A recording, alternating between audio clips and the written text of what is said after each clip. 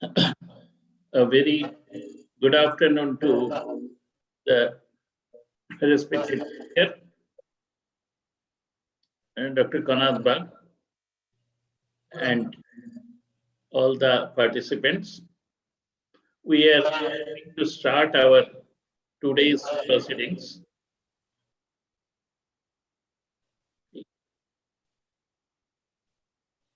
Just a minute.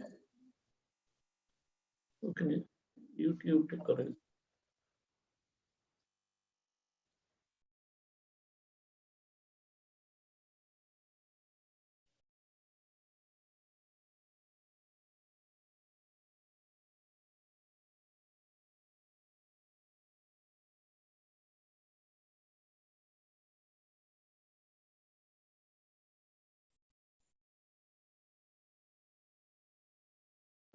We are going to start our today's proceedings, and this topic, the operational diseases and their prevention, dust in, and this is one topic.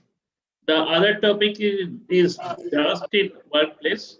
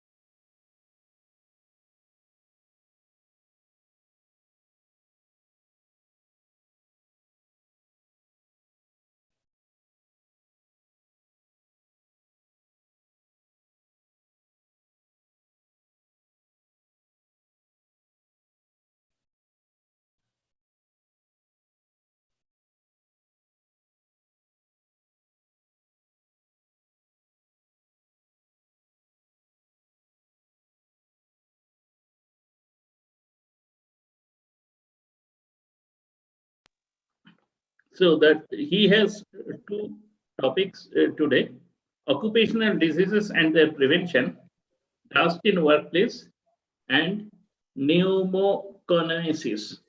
So these are the things that is his topic, and this is very important topic.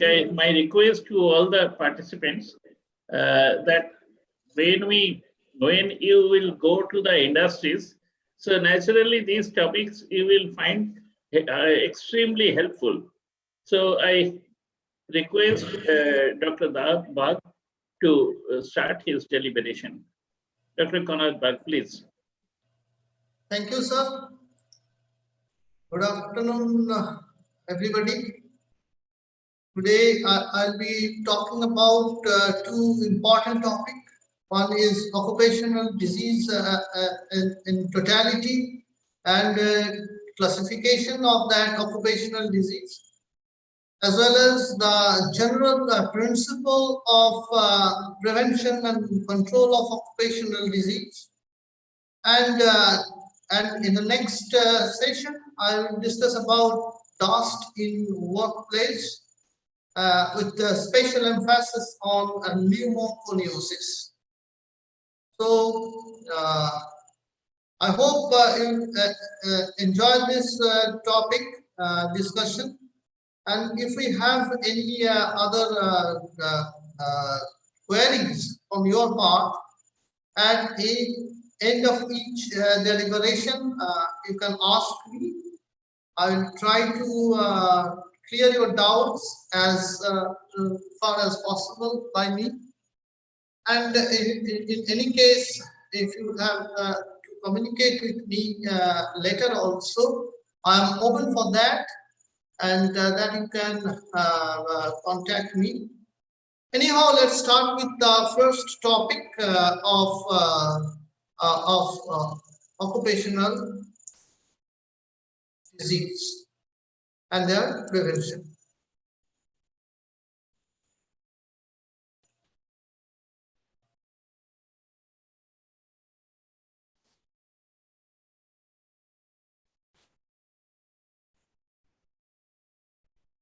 So here is a topic: occupational diseases and their prevention. I'm Dr. Konat Bag. In the last session, I have introduced myself, and now let's come directly to the topic itself. The learning objectives of today's topic is classification of occupational diseases, occupational history taking, and prevention of occupational diseases. So let's start with the first learning objective. What is meant by occupational disease? Diseases arising out of or in course of employment are altogether called occupational disease. If you try to understand the definition of disease, truly speaking, in no organization there is a definite definition of disease.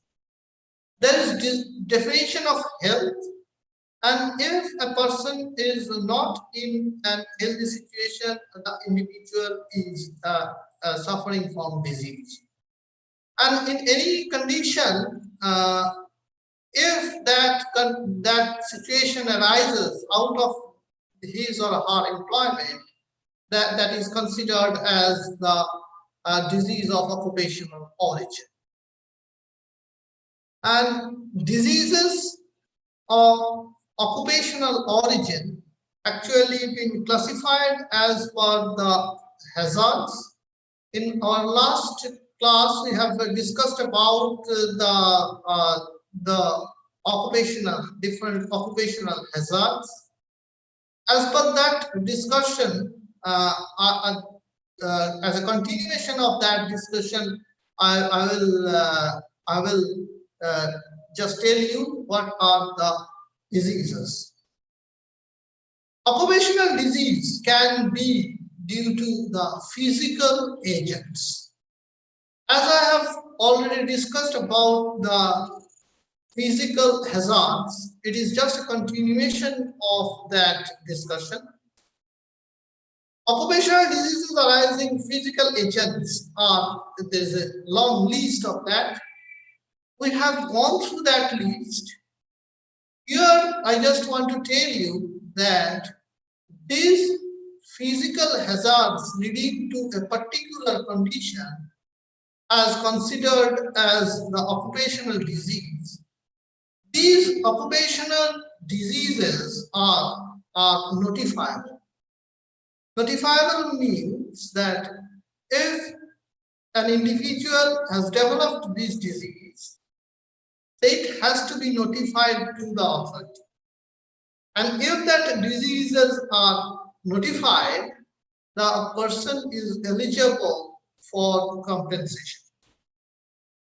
So, the most important part is that any of this disease, if that individual has developed, that has not only to be diagnosed in a pinpoint manner, the responsibility of the authority, including that of the doctor and the employer, is very, very important.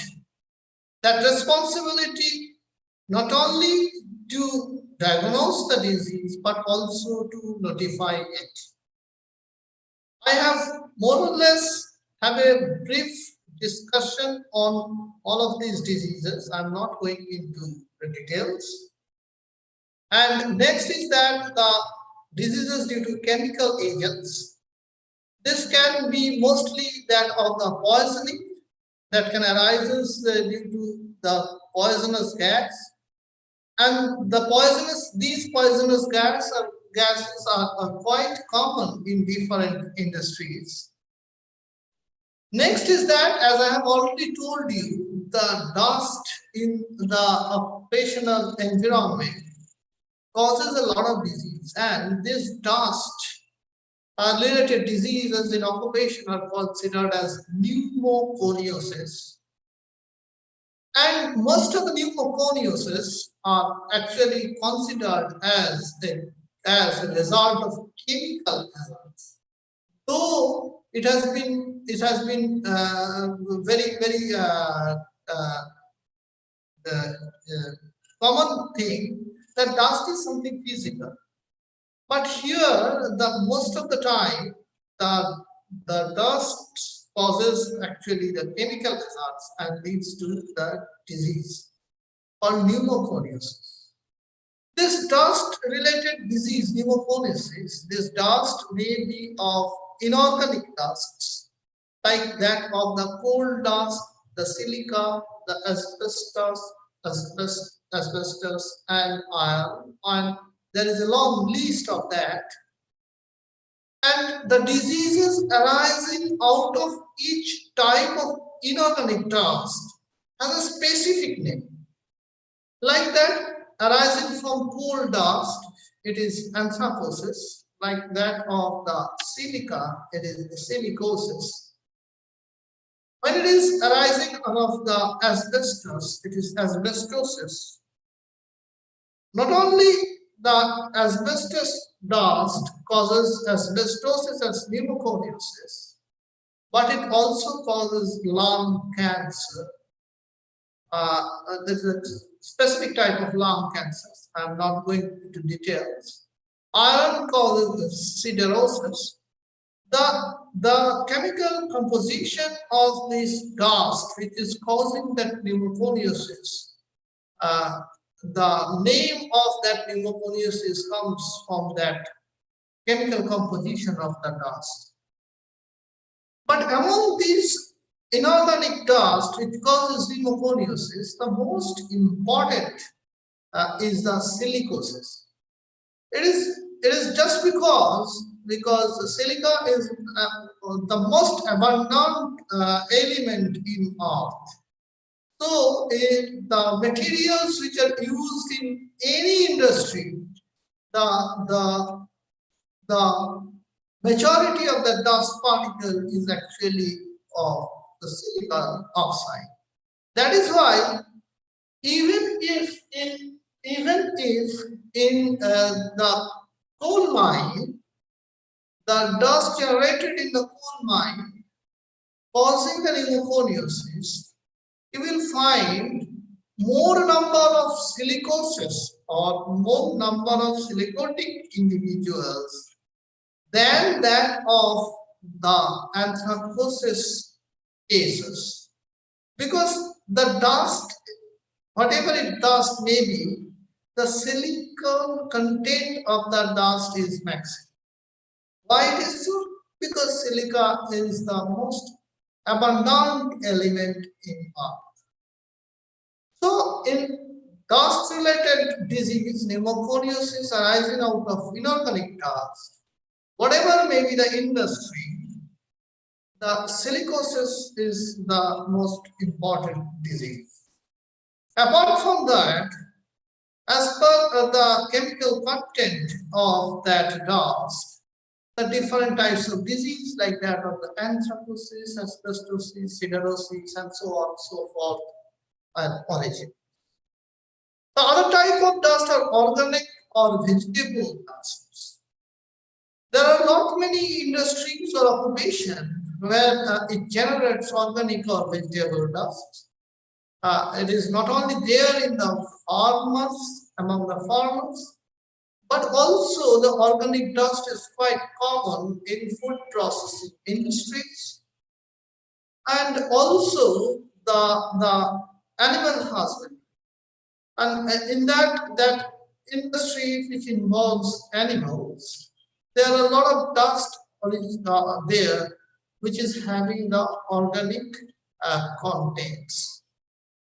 And again, like that of the inorganic dust, the diseases are named by the name of the organic dust.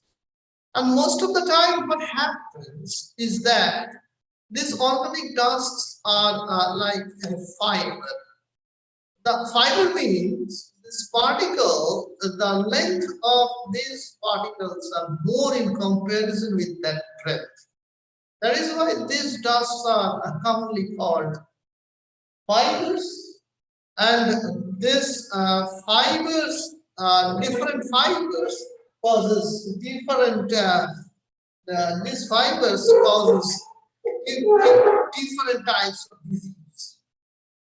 Like in the sugarcane industry, where the sugarcane are used, like the sugar mill, the sugarcane fibers they causes a disease called bagasosis. The cotton fibers used in the textile industries they cause biocinosis. In the tobacco industries, is tobaccosis, and in the hay or grain dust, it causes farmers' lung. The point is that in the pneumoconiosis caused by that of the organic dust, most important is definitely the biocinosis. Biocinosis is a very old disease, and even recently we have been able to diagnose these cases uh, very definitely. But it is coming down from the history itself. And biocinosis is, contrary to common belief, is very, very common. And we will talk a little bit more about biocinosis in the later part of our lecture. Apart from the dust, there are other diseases of chemical hazards in origin, like that of the metals and their compounds causing poison. Definitely in the chemical industries and different types of other industries, like that of the battery industry or the glass industry, there are a lot many chemicals which has been used. Among them, the poisoning, the most important is definitely the lead poison. Lead poisoning was very important, and the prevalence of lead poisoning was very much, because another reason of that, we used to have leaded petrol. In the petrol, it has lead was used as an anti-knocking in all the automobiles, and those lead was present into the automobile fuels, and that used to lead to the lead poisoning, not only in different industries but even in the common man. But nowadays we don't use lead in the petroleum as anti-knocking agent, and that is why we use unleaded petrol and diesel, and this we use change the machine into the catalytic converter, and that is why the lead can be laid off, and so the lead poisoning in the community has definitely decreased. But there are other industries where lead is very widely used. Lead was used in the paint industry, very, very common. Lead was used in the plumbing industry. But nowadays also we have been able to replace it. Instead of the lead paint, we have started using the paint having iron, and instead of the lead pipes in the plumbing, in the water delivery system, we have started using the plastic pipes. And that is why, again, the lead poisoning as a whole in the community has decreased. Even after that, lead is a major problem in the. So also the mercury, cadmium, manganese, beryllium, mercury, chromium. And the problem of the lead poisoning, which has been sorted greatly by using unleaded petrol. But as an anti-knocking agent in the catalytic conversion of these automobiles. What we have started using is other chemicals, particularly the benzene, and that benzene leads to another type of problem. But it is the as we have able to keep this concentration below the poisoning level, we have more or less able to sort out that problem also.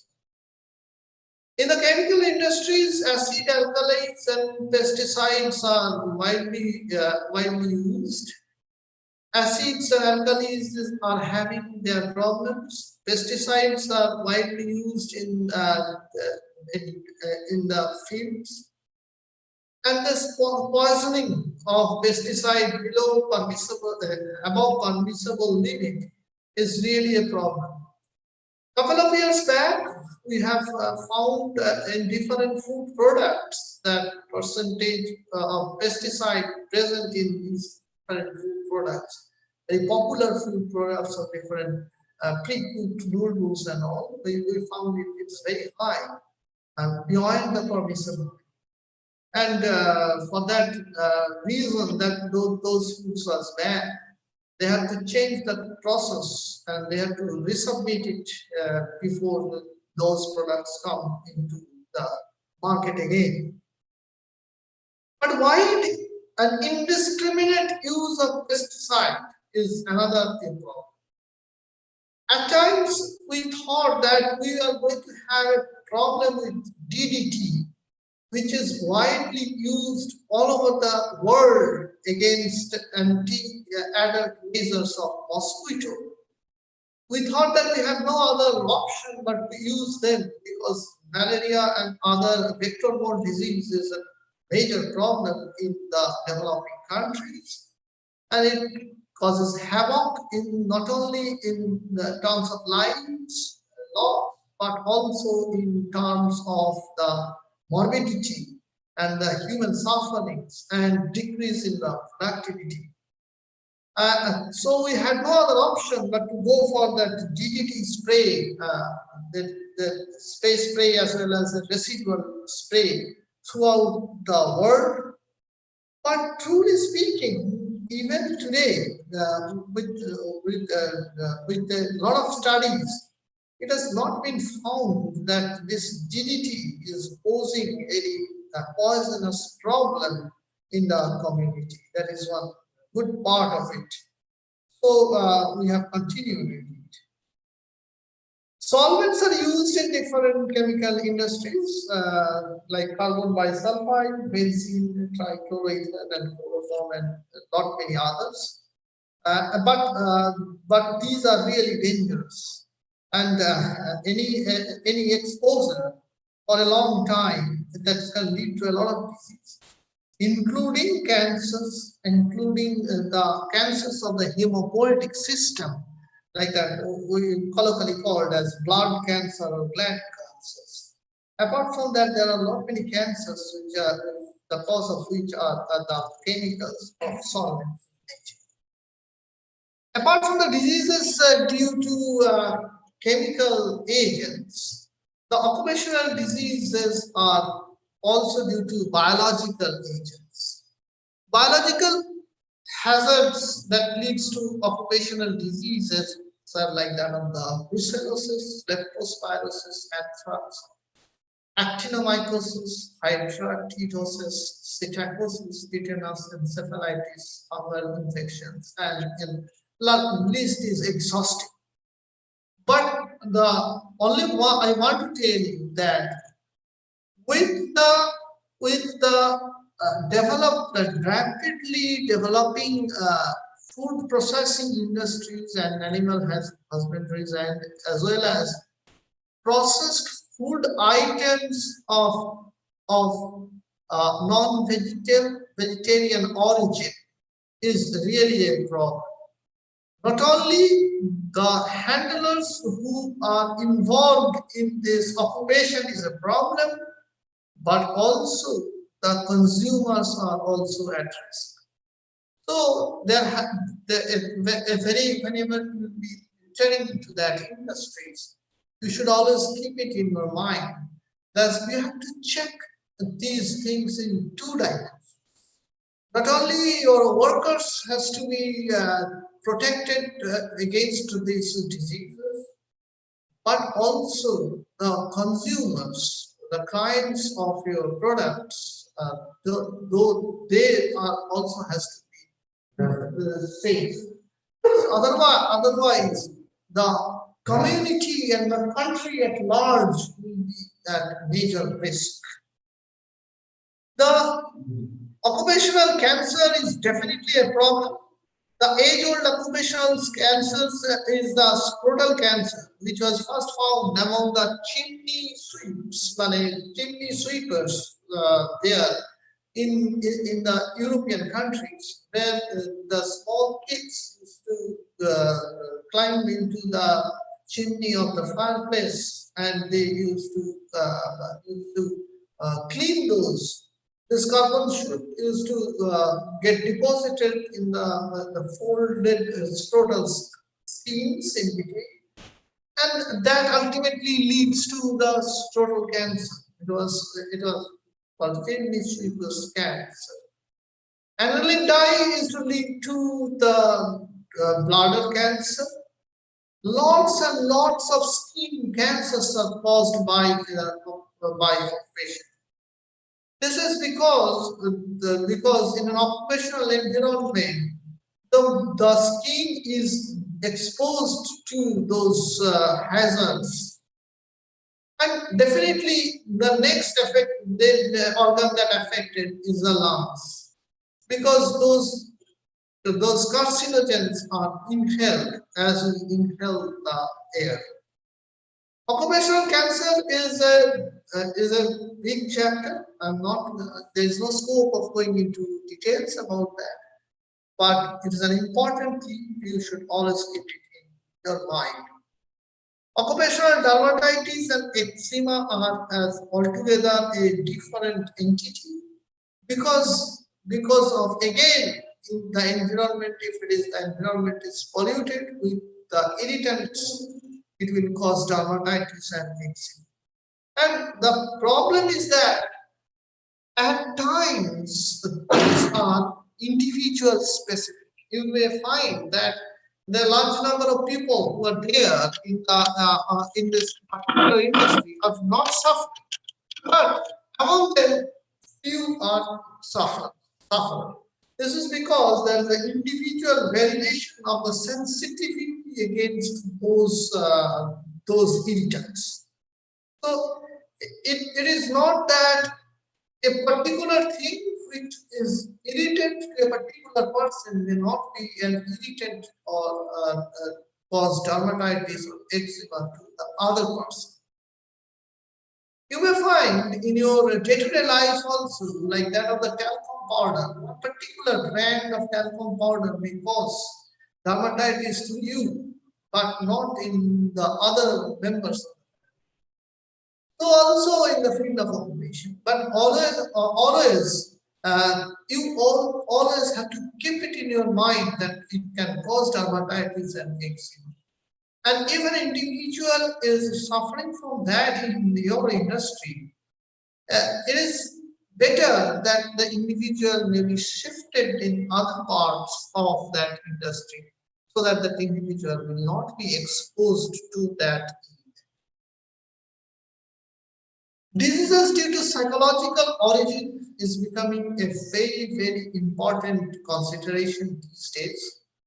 And a lot of research are going on about this, because psychological problems as a whole is getting increased in the community.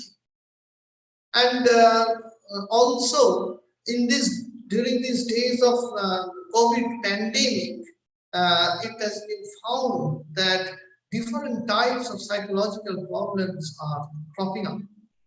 Industrial neurosis is one important psychological problem in the industry.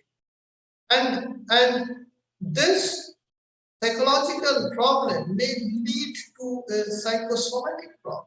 That means psychological problem manifested as a physical problem, like that of the hypertension, like that of peptic ulcer, like another thing which we will discuss in the other session of the other day is sickness absenteeism. Sickness absenteeism is also considered an occupational disease due to psychological, mostly due to psychological origin. We will have a detailed discussion of that tomorrow. So, psychological diseases arise in the occupational environment may lead to the overt psychological problem only, but it may also lead to a psychosomatic problem or somatic problem. That means the physical problem. The hypertension, peptic ulcer may be due to the psychological problem arising out of his or her. Anyhow, with this is an exhaustive list of the occupational diseases.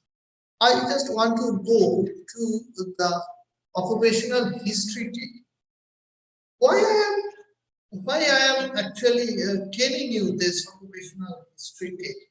Because it is important, because the occupational history taking as per se, when we talk, we take it very casually. At the most, we ask the individual, what is your occupation? And that is the beginning and that is the end of it. And the individual may say that I work in an industry. Okay, fine, you are working in an industry. But what exactly that industry is?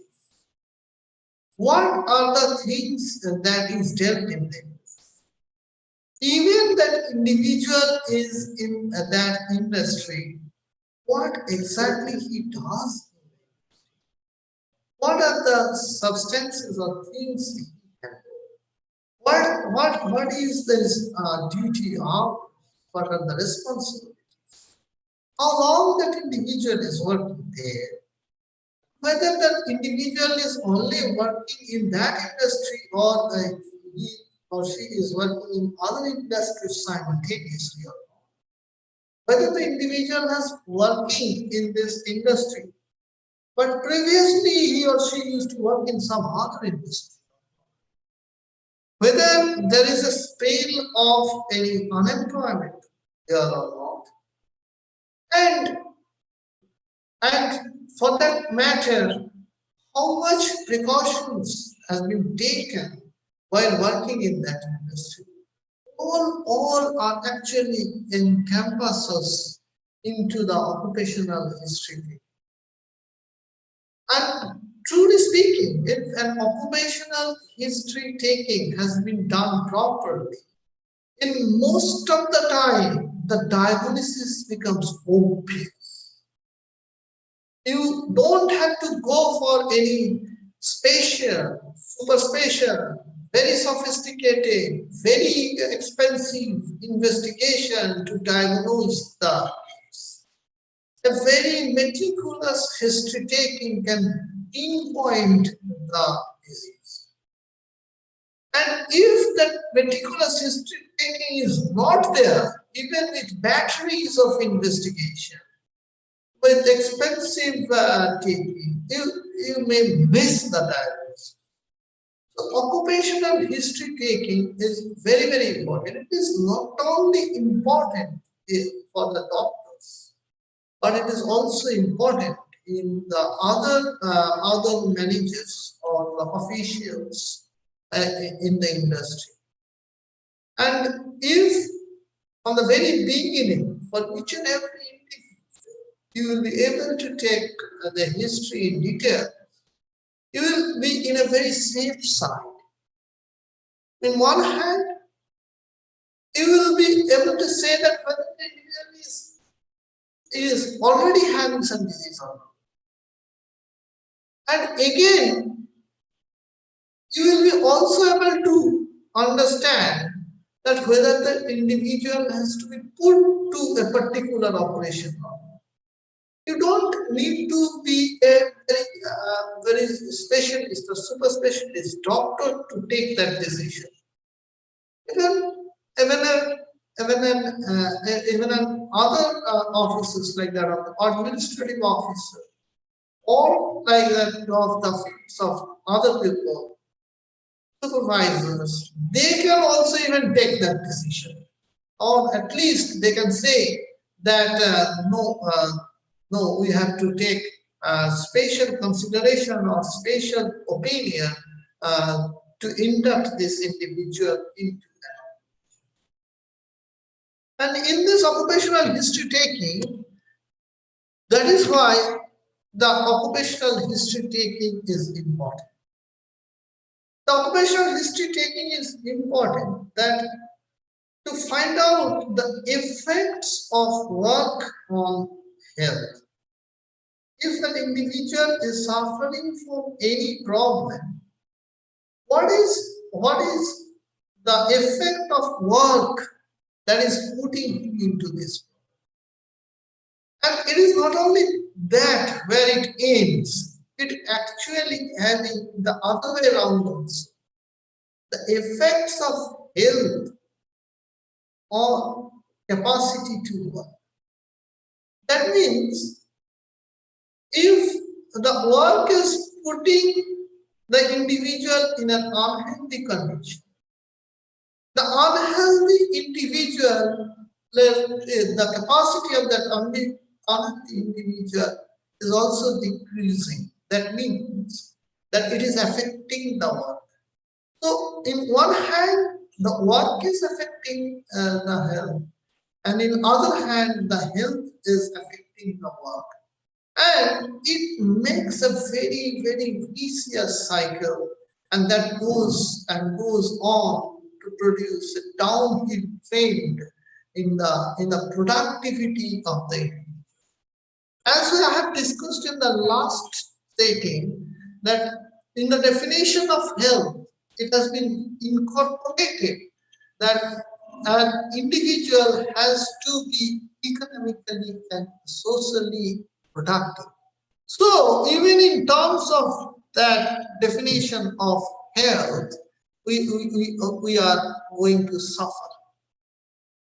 Next is that by simply asking what you are or what you do is not enough. As I have already told you may ask what you are or what you do. You may come up with say that I am industrial labor, or you may come and I am farmer, and so on and so forth. Or you can say that I'm a teacher. But actually that doesn't mean anything. It has to be a detailed history. You have to ask about the job in chronological order, with interactions and unemployment spells. As I have already told you have to ask the past history, past occupational history of that individual. And if that individual is having an unemployment spell, that has also to be noted. Because there are a lot of other things that happens during this unemployment spells. So it is very important to ask about the past occupational history of that individual. Then again, the present history, you have to ask precisely what exactly that individual does, how he actually does it, and how long he does it. All these things are important. And what all tools and materials he uses and in what circumstances. Like that, I have told you that an individual may come up with you saying that I am having very painful fingers. Often or it becomes white. As I have discussed you in the previous class also, that the individuals who uses the pneumatic tools that suffer from the white fingers disease. Or you may find that the individual is having short of hearing, and that you can very easily pinpoint that the individual has worked in a very noisy environment for a long time.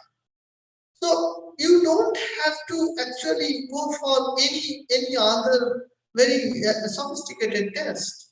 Even just by asking that what exactly he does and what exactly the circumstances at which he is doing so is good enough to pinpoint a diagnosis.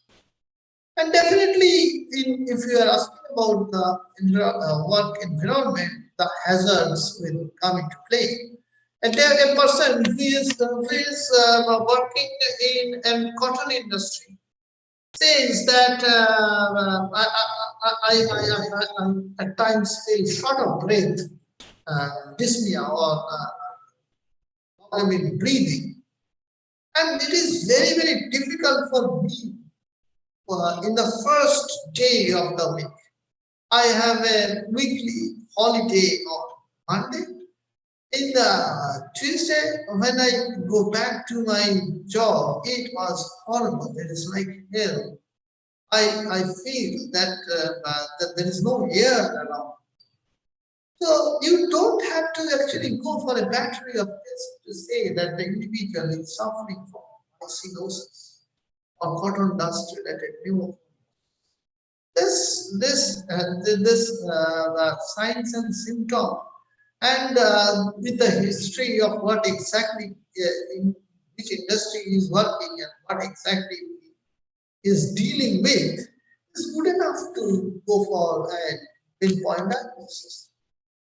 Definitely, you have to ask about how that individual is habituated to use to protect himself.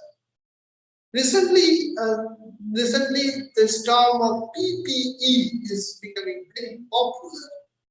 PPE is personal protective equipment. And in these days of COVID-19 pandemic, this PPE become very popular. You find a lot of pictures, you find a lot of videos where the individual is working a suit from his head to toe, and like looking like that of the astronauts, and working in difficult situations to protect himself or herself against this COVID-19 infection. But it is not all about PPE. The PPE can be very, very small, minor things, but can be very useful. Or at the one end, and in the other end, PPE can be as extensive like that of the PPE used against COVID-19, which makes an individual looks like that of the astronaut. So, I'm giving you a very small example of PPE. You may find that the tailors who uses to protect their fingers with a ring, a white ring, and that protects their fingers while they are using the needle to fix the button of the shirt or trouser, or to stitch the whole buttonholes. They used to put a shield, ring-like shield in one of them. This is also a personal protective that protects that finger of that tailor of getting pricked times and again while he is using this needle. The PPE can be as simple as little as this, and PPE can be as extensive as elaborate like that of the PPE again used against COVID. But most important is that the use of the PPE is that the individual has to use it properly. Again, the common example is like that of of using mask in this COVID-19 pandemic. You may see that the people are roaming around with putting the mask in improper condition, like that of the mask is hanging from one ear, or the mask is hanging in the neck, or the mask is hanging below the nose, and that means that PPE is there, but PPE is actually of no use because it has not been placed or put or used properly. So PPE is something which protects an individual, but it has to be used properly, and that has to be used in proper time. There is no point of wearing a mask while you are sleeping. You must use wearing the mask when you are there in a crowded place. Avoid crowded place these days.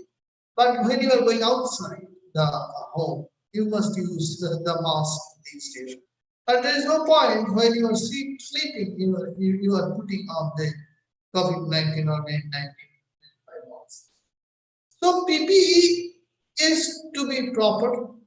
Again, if I say that PPE is to be proper, a very substandard type of PPE is actually of no use. One such important example is that of use of helmet by the two-wheeler riders. If that helmet is not a full-face helmet, if that helmet is not having a face shield, if that helmet is not having an ISI standard or IS standard, actually that helmet is of no use. And if the helmet is not being tied properly below the chin, there is no point of putting that helmet. It is just like that of an ornament or a fashion statement. Because during if there is God forbid, if there is any clash, if there is any accident, and the helmet is the first thing which will fly off. And if the helmet is of not of proper standard, you will find that the helmet will get crushed, and instead of protecting your head, it will penetrate your head.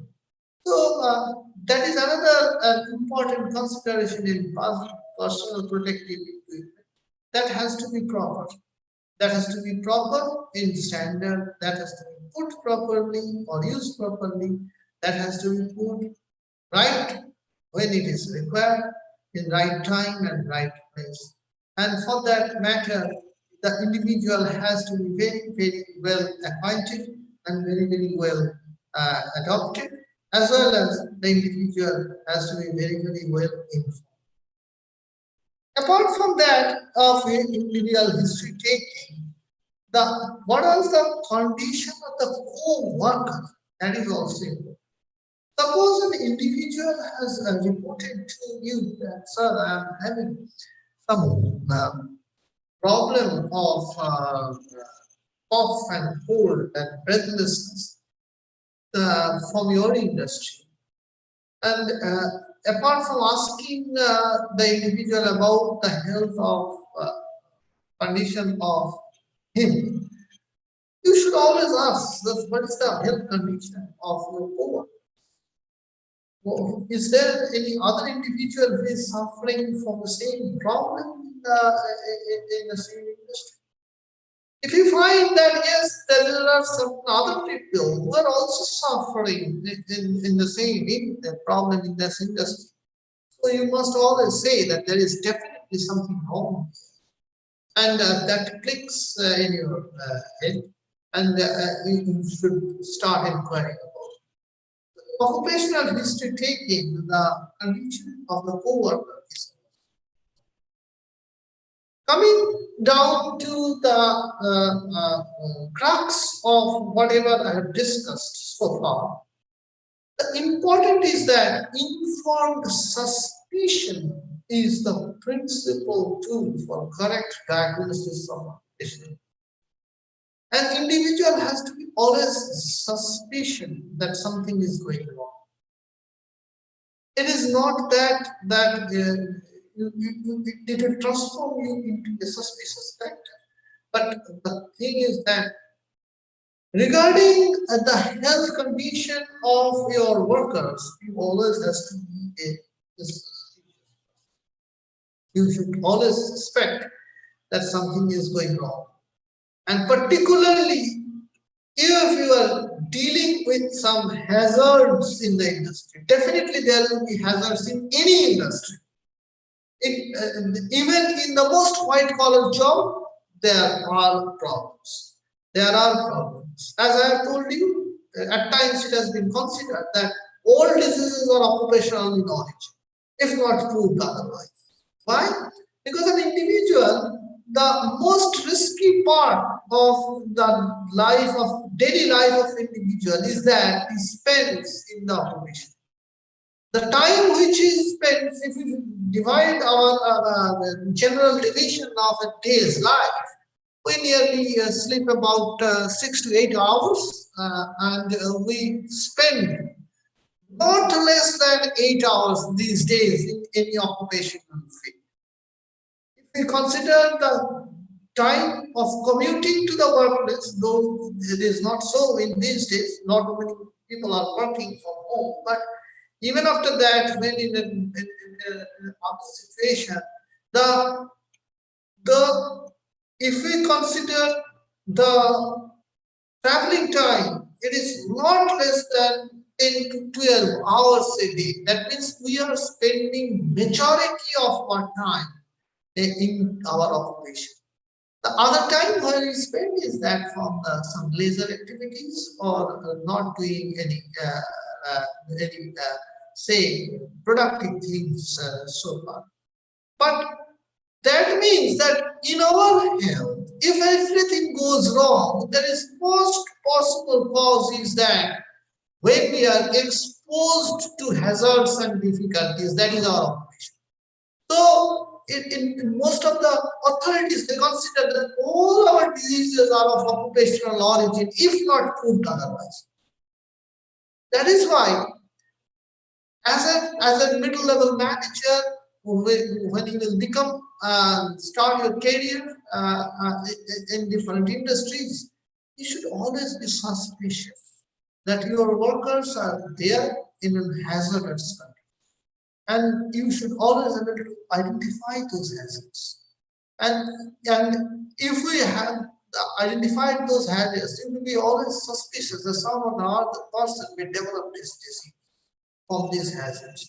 And this informed suspicion can only possible to make a correct diagnosis. Maybe you may diagnose the case, or you may be so suspicious that you can send to the other person, competent person, a doctor or specialist, to them. But you always has to be suspicious. Informed suspicion is the principal tool for correct diagnosis of. Now we are coming down to the concept of prevention. See, by the word prevention, it always comes in our mind that something is to be done before the disease has actually occurred. Like that of taking a flu shot or immunization, or taking something, some drugs or some, for that matter, some food products or vitamins, or at the most going for the exercise, like that, so that I will not having a particular. This is our general concept about it. But truly speaking, the prevention is not all that. Prevention is there when the disease has not occurred. Prevention is there even before, when the risk of developing disease has not occurred.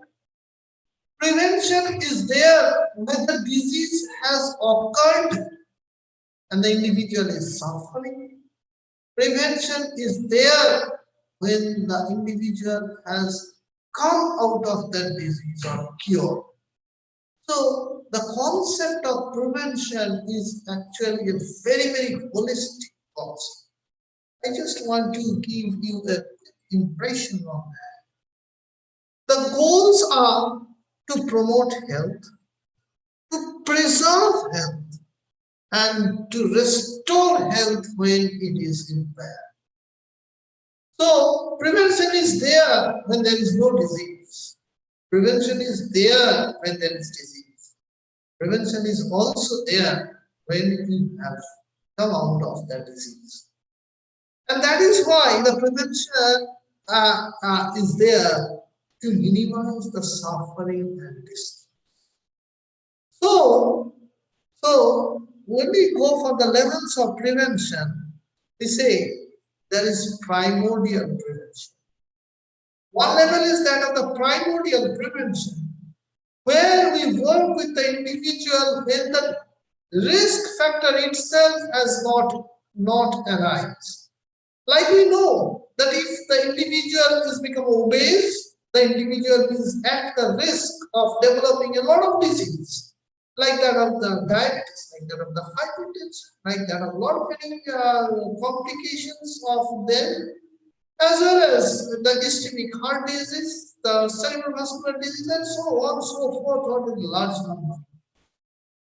But whenever we are dealing with an individual at a very early age, like that of the adolescent age, and if we work on with these individuals so that we will be able to impart a healthy lifestyle that will not lead into an obesity, definitely we will be able to prevent that individual from developing a lot of diseases.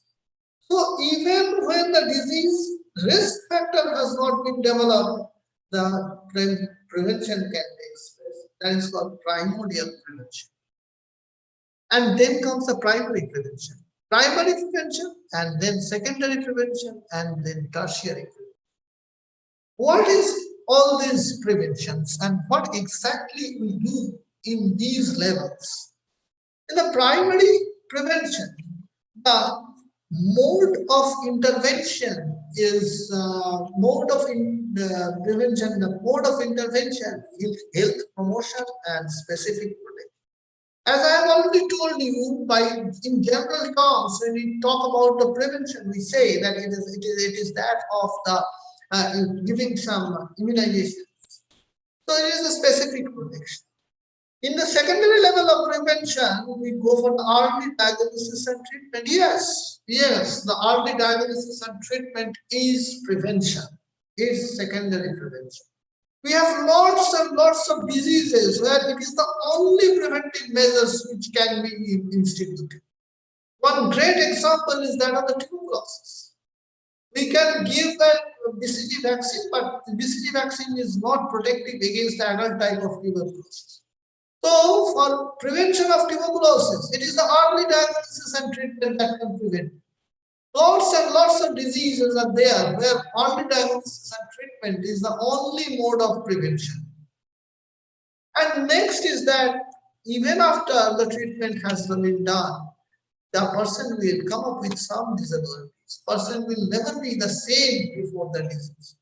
So the disability has to be limited and the person has to be put back to the life as far as possible. That is rehabilitation.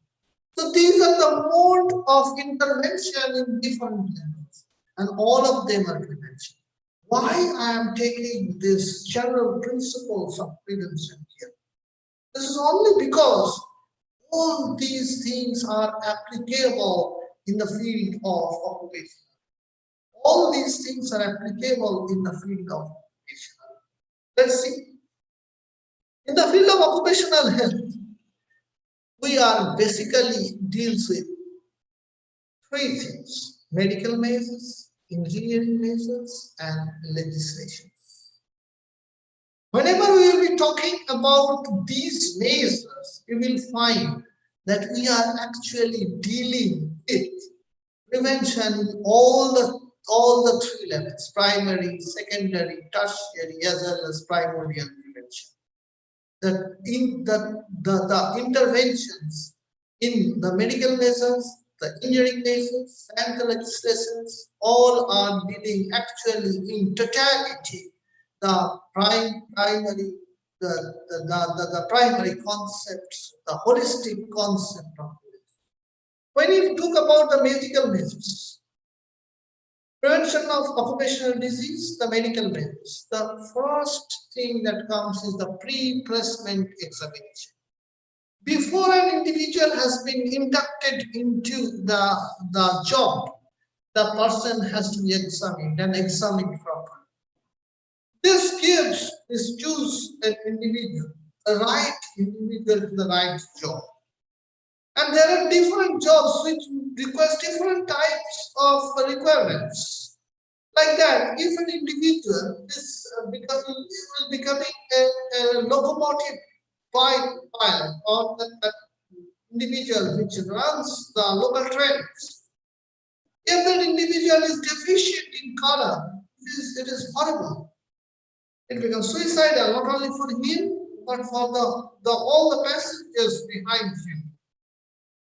So for him, the pre-placement examination, the eyesight examination, including that of the color vision, is utmost important. If there is any mistake in that, it is not only risking his life, it will be risking a lot of other individuals' life. And hello, and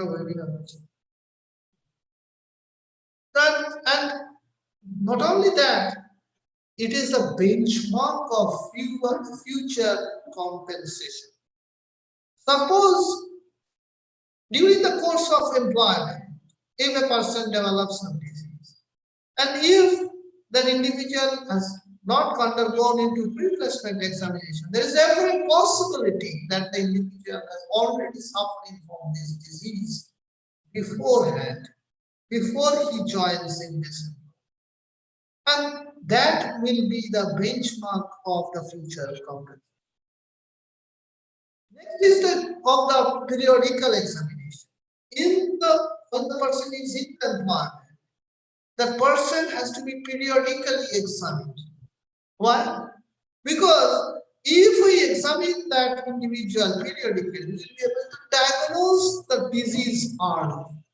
And if we are able to diagnose the disease early, the treatment can be proper and the individual has every chance that the individual will be cured. Medical and healthcare services in the factory and beyond is very, very important. The factories have a medical unit, they have the attached hospitals, and that is where the medical measures can take place. As I have already told you, the notification of occupational disease as per the different acts and supervision of the work environment. These are the medical measures that can be taken to prevent occupational diseases, along with the maintenance and analysis of the records, and definitely the health education and counseling. Time to time, health education to the workers is very important. Next, coming to the prevention of occupational disease, the engineering measures. Lots and lots of engineering measures can be taken to prevent occupational diseases. There's an exhaustive list of that. I'm not going into details. I'm just telling you the certain salient points, salient features. But in the beginning, I just want to tell you that these are not at all expensive. It requires some good thinking process. It requires a bit of innovation. And with this innovations and good thinking process, a lot of engineering measures can be taken, which is inexpensive and which can save not only life, limbs of the individual, but it also increases the productivity and the morale of the working force. You can design the building like that of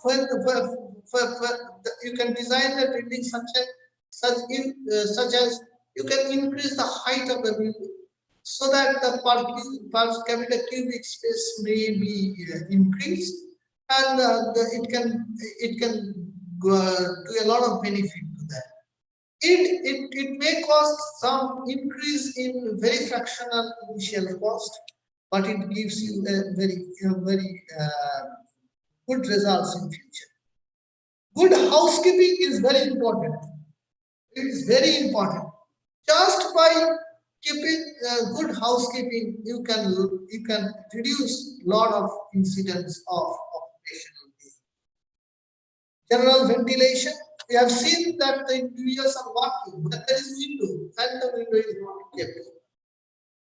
So general ventilation, mechanization, certain process which can be done by machine. The individual can spare that, so that the hazardous elements will not be used by the individual. We can substitute the thing. Like that, I have told you that we have substituted lead in the petroleum.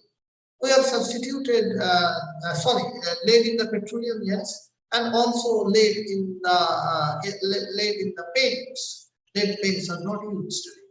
And we have substituted the lead pipes in the plastic pipes. And dust is another problem. We will talk into details. The hazardous process can be enclosed in a particular space, so that it will the other places are not contaminated. We can isolate the hazardous process or the hazardous place. We can go for the local exhaust ventilation, and we have talked about the personal protective device. We can monitor the environment very frequently. Statistically, we can monitor the performance, as well as we can always be in the research mode, so that we can not only find out the problem, we will be able to find out the solution also. Next, coming the prevention of occupational disease legislation. We have a lot of laws regarding this, but the two important laws, one is the Factory Act 1948 and the Employees State Insurance Act 1940. I'm not going to go in details of that, because these topics has been taken by the experts to you. I hope that this has been taught in details, and this is very important. So this is the exhaustive list of the occupational diseases and the general principle of prevention. Hope you have some idea about that. With this, I come to the conclusion of my first session. And if any of you have any questions on this, you can ask me. We'll have a gap of 5-10 minutes. And after that, we will go to the next.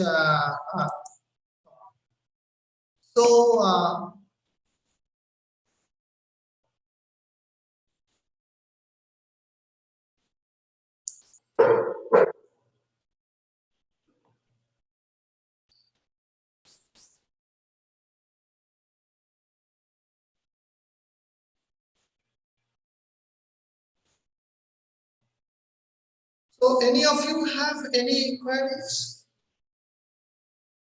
Hello? Hello?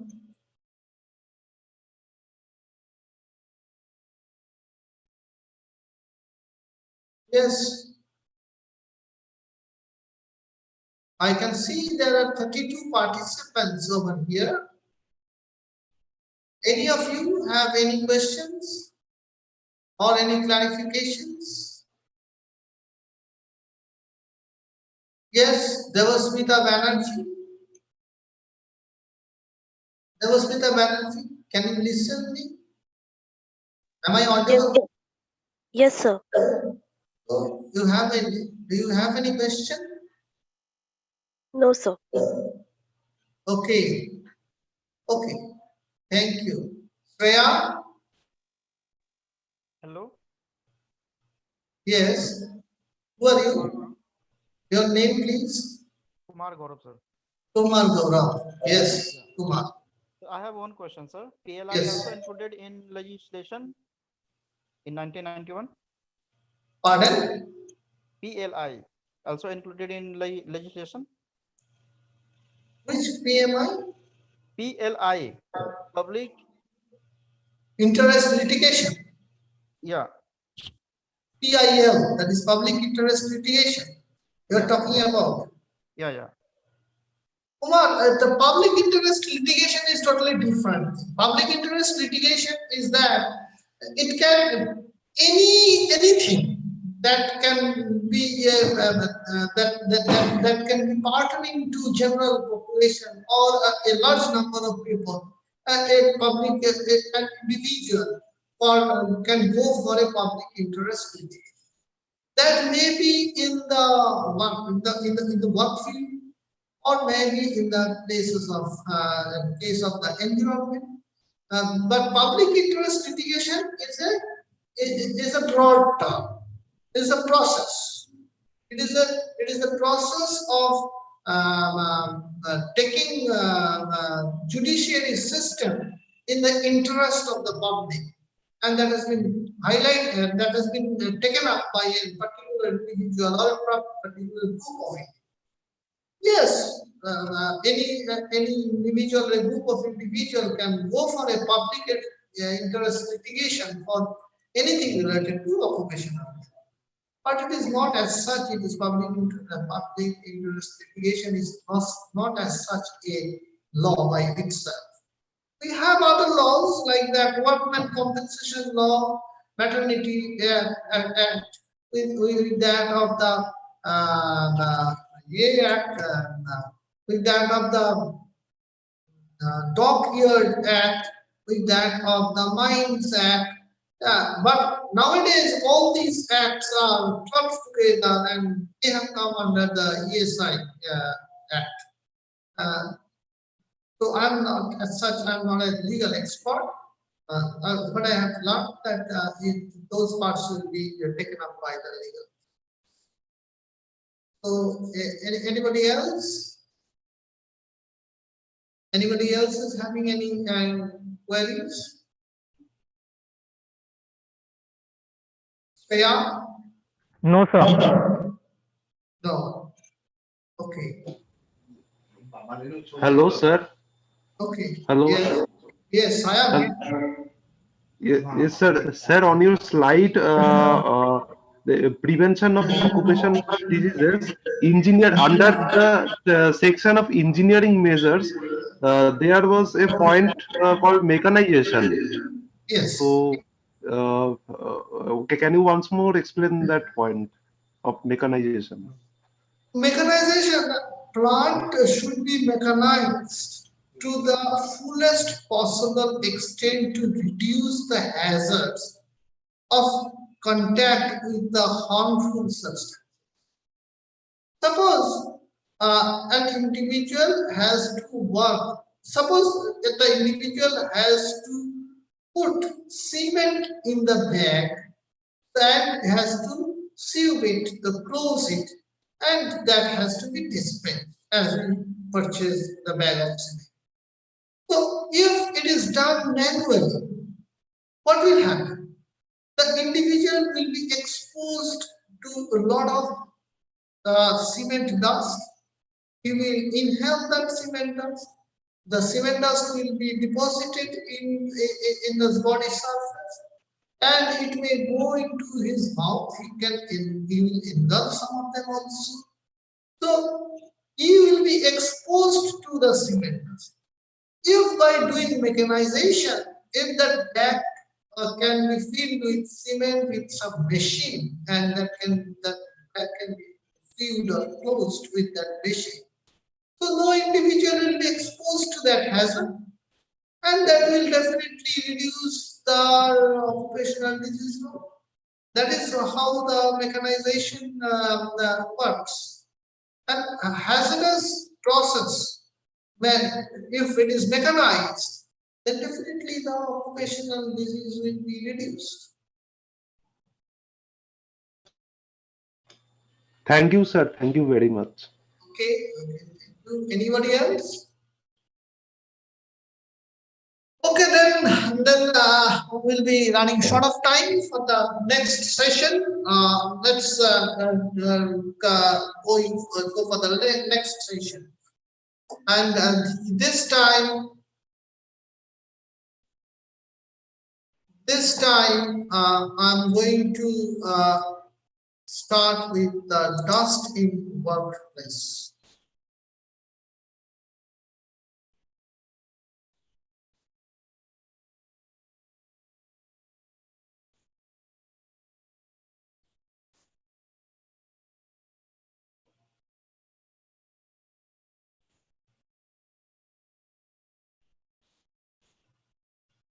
So now we'll be dealing with the dust in workplace and pneumophones. I'll be quickly going through the slides so that we'll be able to save some time and have some time for the individual one-to-one discussion. Now, what is dust? According to the International Standard Organization, dust is a particle below 75 micrometer in diameter. But in other authority, the Glossary of Atmospheric Chemistry term, IUPAC 1990, dust particles are usually in the size ranges from 1 to 100 micron. So whatever it may be, it is very, very tiny little things, not visible in naked eye, not as such visible in naked. It is not true diameter, but it is about the aerodynamic diameter of the particles that is all that important. Whatever I've learned, that most of you are from the engineering background, you must be more aware than me about the aerodynamic diameter. I don't have to tell you details about what is called aerodynamic diameter. But the aerodynamic diameter is defined as the diameter of a hypothetical sphere of density 1 gram per cubic centimeter, having the same terminal settling velocity in calm air as the particle in question, regardless of its geometric size, shape, and true density. That means when we are talking about aerodynamic diameter, we are actually not concerned we are not concerned about what exactly the geometric size, shape, and density. We are definitely concerned about the settling velocity in calm air. And with that same velocity, we try to construct another particle which is having a spherical shape, and the diameter of that shape is the aerodynamic diameter of that particle in question. And in that case, if the side shape is of that particle is like that of the length is more than that of the we call it a phi, as I have already told. That is the basic consideration of the dust. And this aerodynamic diameter is very, very important. Aerodynamic diameter is very, very important because the probability of inhalation of that dust particle depends on the particle aerodynamic diameter. If that aerodynamic diameter is less, there is a high chance of that dust to be inhaled. The dust to be inhaled. High chance of that dust to be inhaled. And if the inner particle may be deposited or exhaled again, If the aerodynamic diameter is very small, it is not only getting inhaled, it will also getting exhaled. But if the diameter is of a particular range, it will not only get inhaled, but it will get deposited inside the lungs. And where will be deposited, it depends upon its aerodynamic diameter. Other factors responsible are movement of the air and the breathing rate. And if we look into the respiratory system, particles of aerodynamic diameter more than 10 micrometer is hardly reach the alveoli. It is getting screened in the nose. And maximum deposition is between particles approximately 2 micrometer of aerodynamic diameter. And deposition is less for particles smaller than 2 micrometer. That is, it is getting inhaled and exhaled. It is going outwards. So the nasal route is more efficient particle filter than the oral. But the problem is that during our work, during exertion, we try to engulf air through our mouth rather than inhale through our mouth. So that filter is not. And definitely the cigarette smoking and lung disease is going to increase the problem. Oral breathing increases the problem, and higher activities, and there will be more deposition. Cigarette smoking and lung disease increases this deposition. Dust found in the work environment. That can be mineral dust, that can be metallic dust, it can be other chemical dusts, and organic and vegetable dust, as I have already told you. There can be biohazards that also comes into dust, like the viable particles, molds, and then the spores. And nowadays, this most important is COVID-19 virus. Next is that clearance of the particle from respiratory air. Soluble particles are actually getting potentially more harmful because it is absorbed in the body. Insoluble particles, they are cleared by the epithelium, ciliated epithelium, but the rate of clearance may be significantly impaired if we smoke cigarette. Then intermittent peristaltic movement in the bronchioles and coughing and sneezing also help. The dust overload occurs due to prolonged exposure, even at relatively low level. Even when the dust level is low, if it is exposed repeatedly, that goes to dust overload. Mechanism of dust generation and release.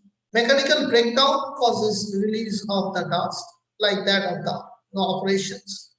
It is not much elaborated. Dust generation is often called the primary air dust. And the composition of the mineral dust is not necessarily the same. So that the parent rock, since different minerals may break down or removed in different ways. As I have told you, that even in coal mine, it is a silica which is the problem. Vegetable dust can originate in the same manner. Then the dust dispersal, dust yield. Airborne dust may arise from dispersal of materials in powder or granular form. Dust is released when the process involves free falling or handling of such material. If we are freely falling some dust, it is definitely going to create a dusty environment. Moreover, air currents over the powder material is important. Dust yield, what is that dust yield? Dust yield is that the mass of aerosol produced for mass per powder dropped. It's a measure, and initially increasing mass increases the dust. A point is reached when the dust produced per unit mass levels off and then decreases. That is, dust generation can be minimized by having powders fall as large and discrete slabs. So if we do like this, there will be less dust generation. If we give some moisture, if it can be permitted, then it will lead to less dust generation. Recognition of the problem, exposure and the disease is all that is important. I have already told you. And recognition of the problem and the exposure and disease, the appearance of a dusty cloud may be least misleading. It should be it should be assumed that the lack of a visible cloud represents safe condition. A respirable dust is too small to be seen with unaided eye. That means the dust which is causing problem is invisible. So if you find that environment is clean, that dust is not clean, that environment is safe. A dust release can be localized and only affects the immediate worker, or it may spread throughout the workplace and affect everybody. And a dust source may not be obvious, or control may be inadequate. These are all things you have to keep in your mind when you are dealing with dust. Dusty occupations like that of mining, quarrying, tunneling, stoneworking, and construction. Dusty processes are there. There are specific dust producing operations, including sand dusting, rock drilling, jackhammering. And problems that caused by the dusts are, as I have already told you, I am not going to repeat it. There may be skin absorption problems, and that can be ingested, and not only that, the potential health effects of inhalation, I have already told you. The health risk associated with the dust depends on the type, physical, chemical, and mineral characteristics. I have gone into the details of that. The air concentration, the particle aerodynamic diameter, and exposure time, that is the duration. Next is that of the pneumoconiosis. As per the IR definition, pneumoconiosis is the accumulation of dust in the lungs and the tissues, reaction to its presence. The pneumoconiosis, the lung changes, the simple deposition will be there, like that of the silicosis, and there may not be any clinical manifestations. There will be impaired lung function, like that of the mycosis. As I have already told you, the person is working in the cotton industry, and they say that they are having shortness of breath, particularly so in the first day of the week. Or there will be more serious fibrotic lung disease, like that of the silicosis. Silicosis is fibrotic lung disease, and as I have told you that it is very disturbing, very prevalent, and even fatal. Mycosis is an obstructive lung disease. As I have told you, it happens with that of the cotton industry, and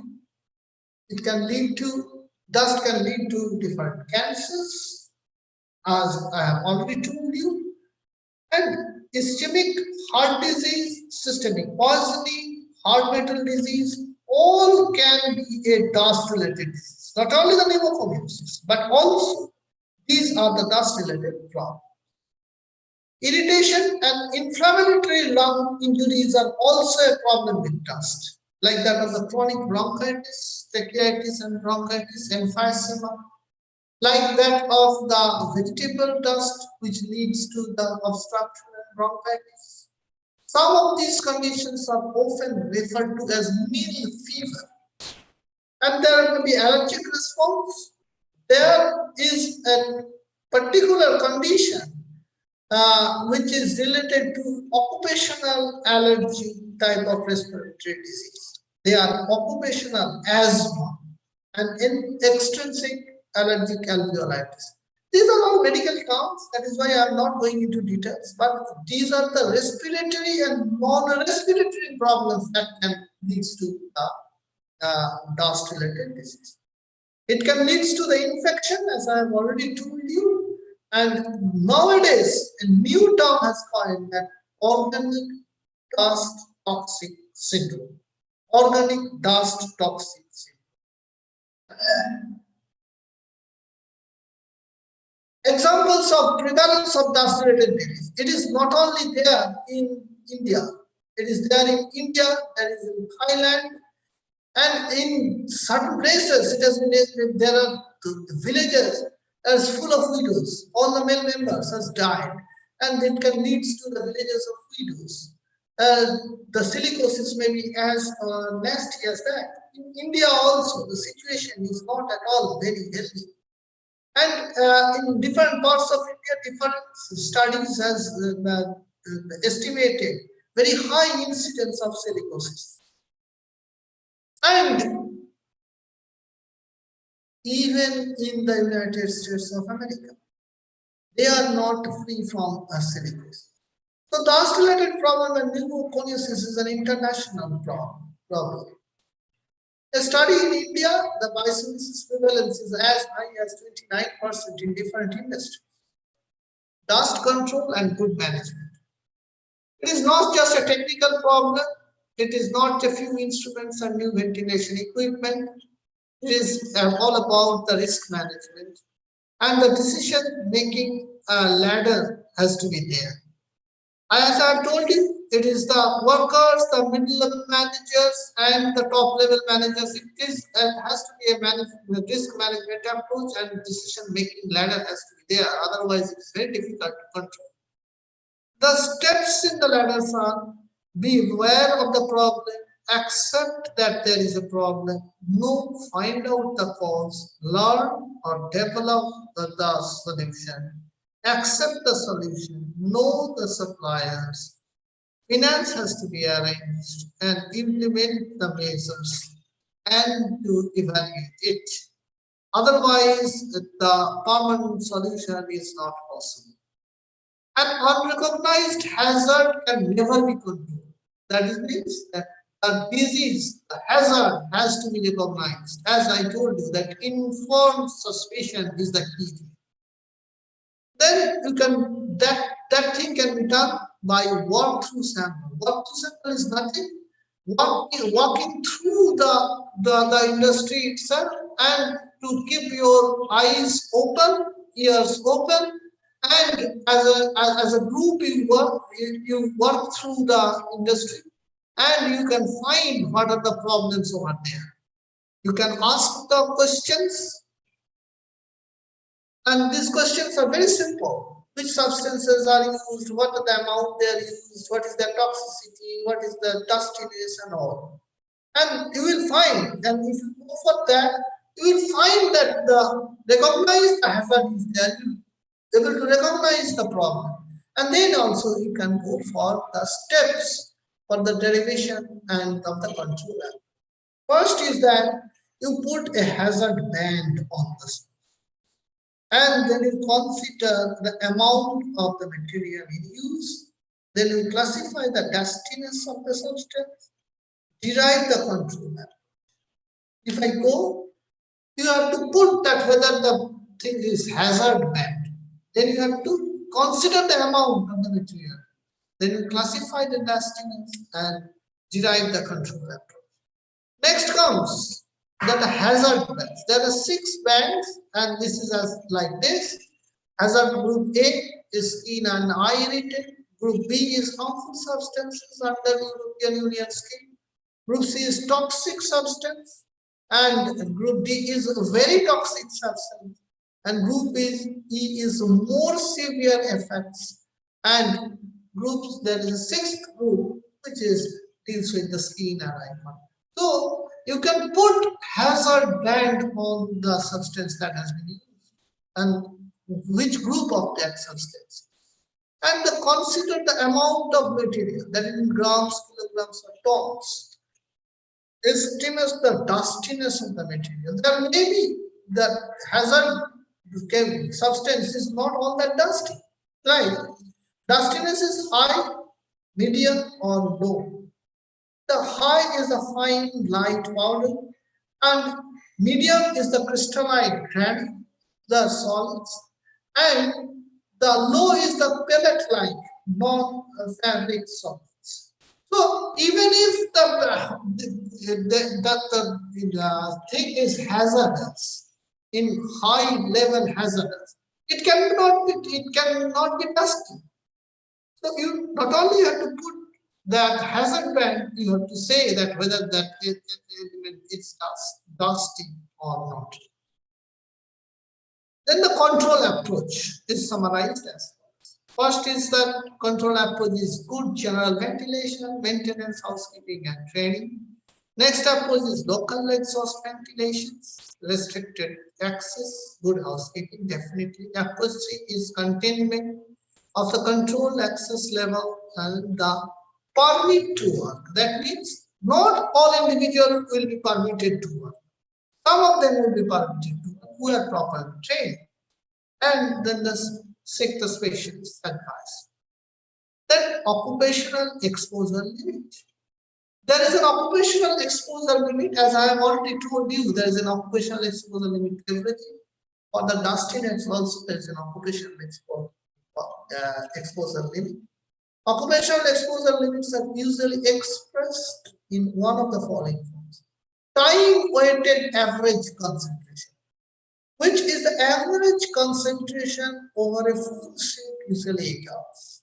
That this much of time-weighted average concentration is allowed, and ceiling concentration, which is an instantaneous concentration. It's not time-weighted, it's an instantaneous concentration that is allowed. And there will be a short time exposure, usually it is 15. So in the environmental sampling, when we will go for this, that what will be the time-weighted average concentration, ceiling concentration, and that of the short time exposure, that as is fixed. And if our environment is not satisfied with that, we have to work on that so that that environment is becoming healthy and safe. Then the factors affecting hazards controlling the work. Now just look into this. Elimination and reduction of the substance, as I have already discussed. It can be a substitution, it can be a change in form, it can be weight method, it can be initial design of process, it can be a redesign or modification of the process, it can be material handling, mechanical, and it can be done in enclosures so that the dust hazard can be limited. And all these things are process or method.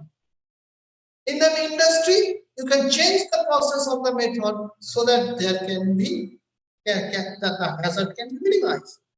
On the other hand, local exhaust ventilation, general ventilation, material handling, it all are engineering basis. Now see, initial designing, redesigning, material handling, enclosure, exhaust ventilation, general ventilation, material handling, all are engineering methods. So some engineering methods and some process methods are overlapping. And that is how we go for an integrated management of dust related disease.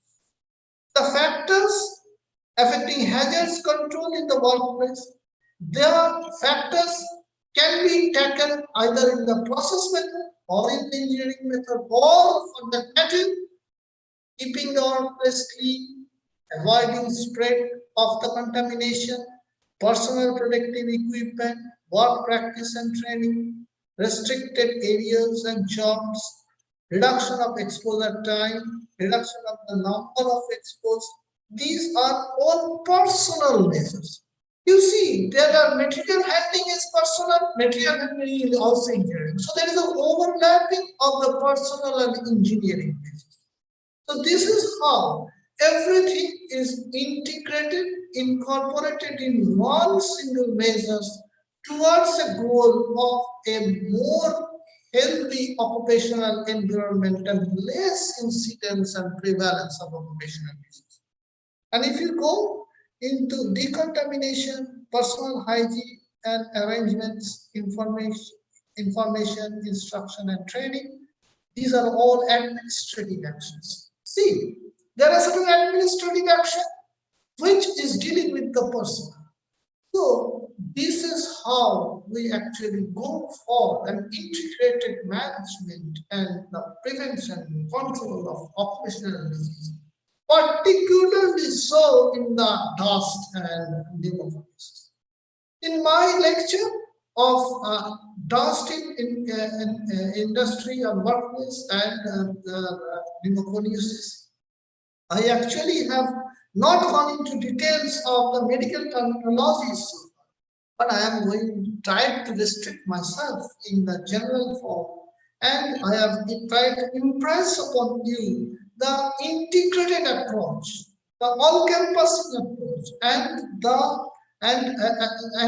involvement of the process, engineering, personnel, and administrator, as well as the workers all together can lead to a better work environment, more production, and a healthy life, which will ultimately lead us to a healthy environment and healthy world altogether.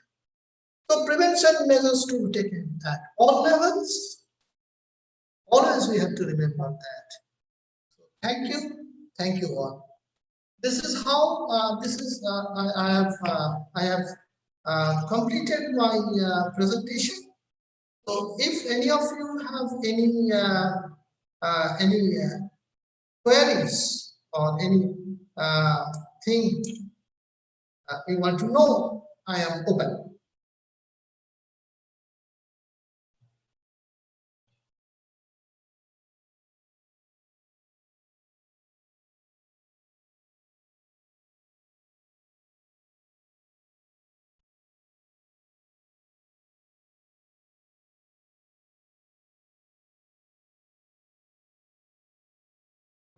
So, sir একটু ধরুন নাম নাম। so do any of you have any queries? Tata বাবা পা ধরে গেছে।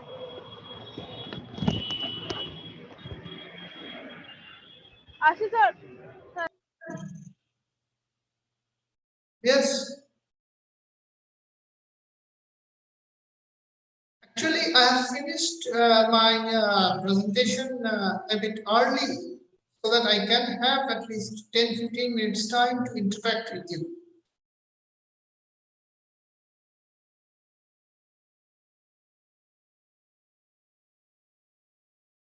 Do any of you have any questions?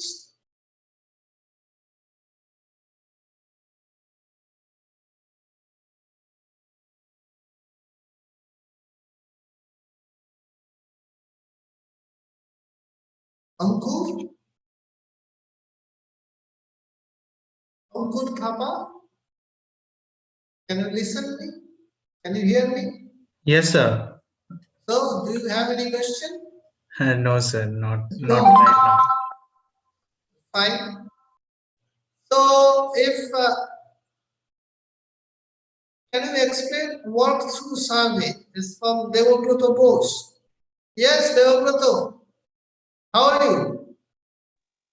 Yes, sir, I am fine. You are fine. Okay. So the walkthrough sample is like that. We make a team in your when you will be joining your industry. You can make a team, and like that for any sampling technique. What is that sampling technique? Walkthrough sampling is also a sample. What exactly is called sample? Sample is choosing a very small part of the universe to predict the condition of the universe. You can call it like that. The best example is that when we try to check whether the rice has been properly cooked in the vessel or not, it is not that we check each and every the grain of rice. We take a few rice grains in a spoon and we check whether it has been properly boiled, properly cooked. It is a sampling technique. Walkthrough sample is that we are not checking each and everything in the whole universe. What we are doing, that we are going through the industry from the gate, from one end to all the corners. We are doing, and we are just observing things.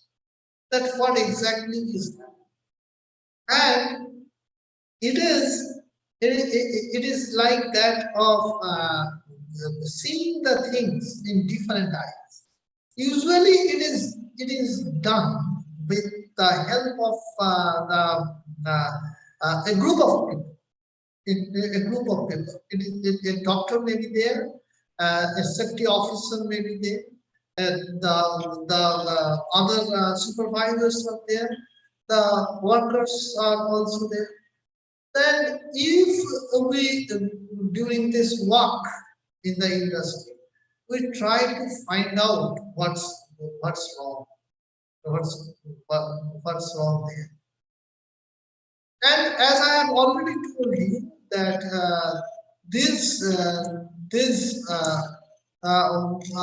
walkthrough samples are there are some questions. There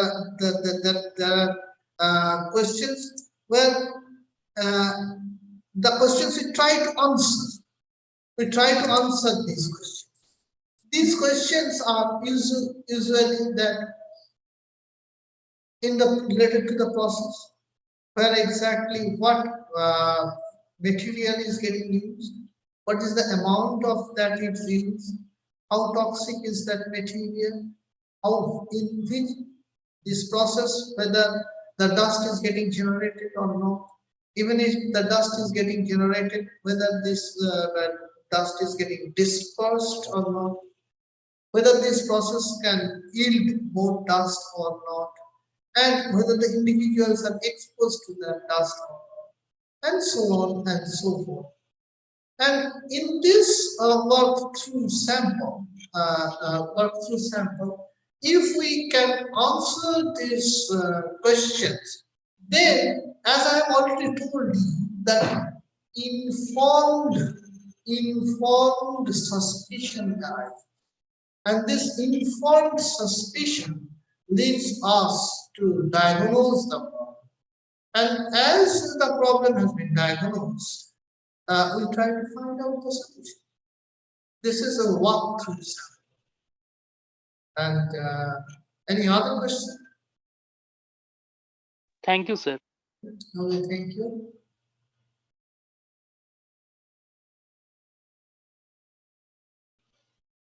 Any other question from anybody? Sayal, we don't have any question from this session.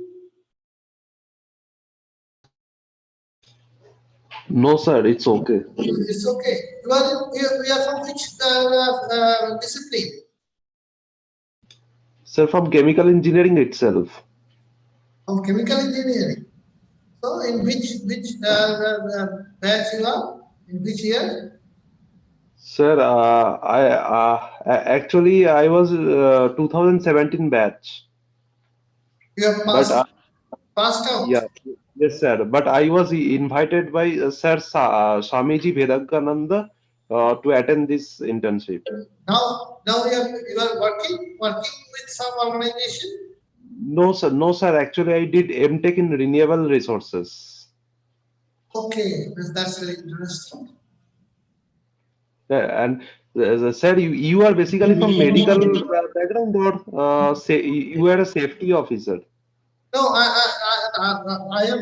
a medical person. I have done my graduation from Archikar Medical College way back in 1990. And after doing my MBBS, I joined Indian Navy as a medical officer, worked there for 5 years.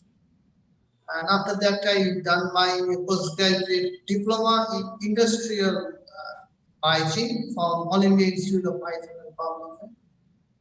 Then I joined World Health Organization as a surveillance medical officer there for a couple of months.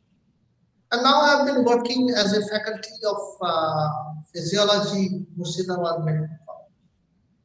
That's great. That's great, sir. That's great, sir. But sir, in Indian Defense and Armed Forces, there are exams like AFMC, Armed Forces Medical College. So That is an entry. That is an entry exam. That is an entry exam for MBBS course. I have joined Indian Navy after doing my graduation in UPS. That's for the service. Okay. Okay. Okay, sir. Okay, sir. It's very interesting to know about that. I think it's all about how life goes on. Okay, then we can call it a day if Dr. Vedananda ji has something to say about it. Yes, sir.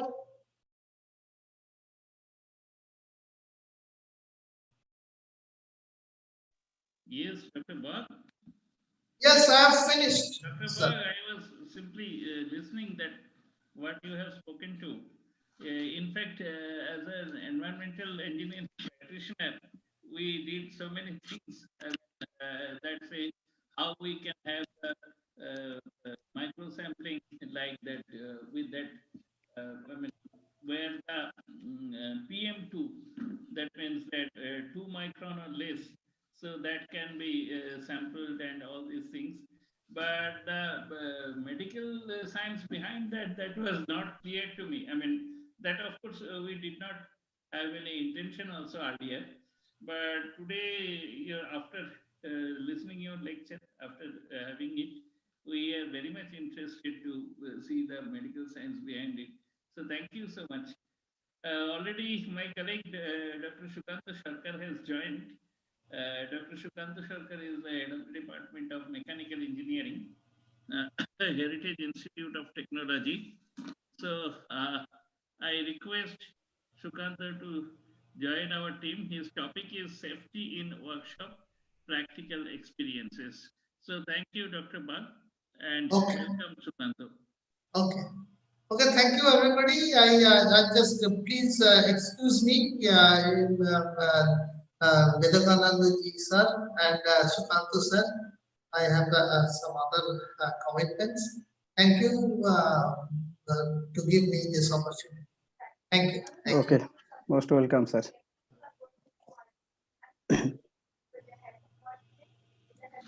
Shukanta, you open your video. Okay, sir.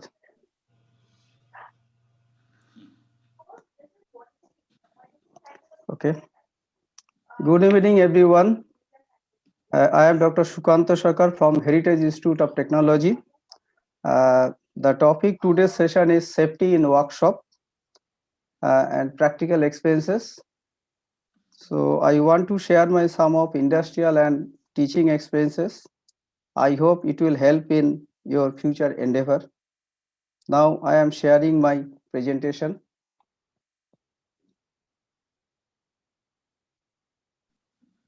Yes, go ahead. Okay, sir.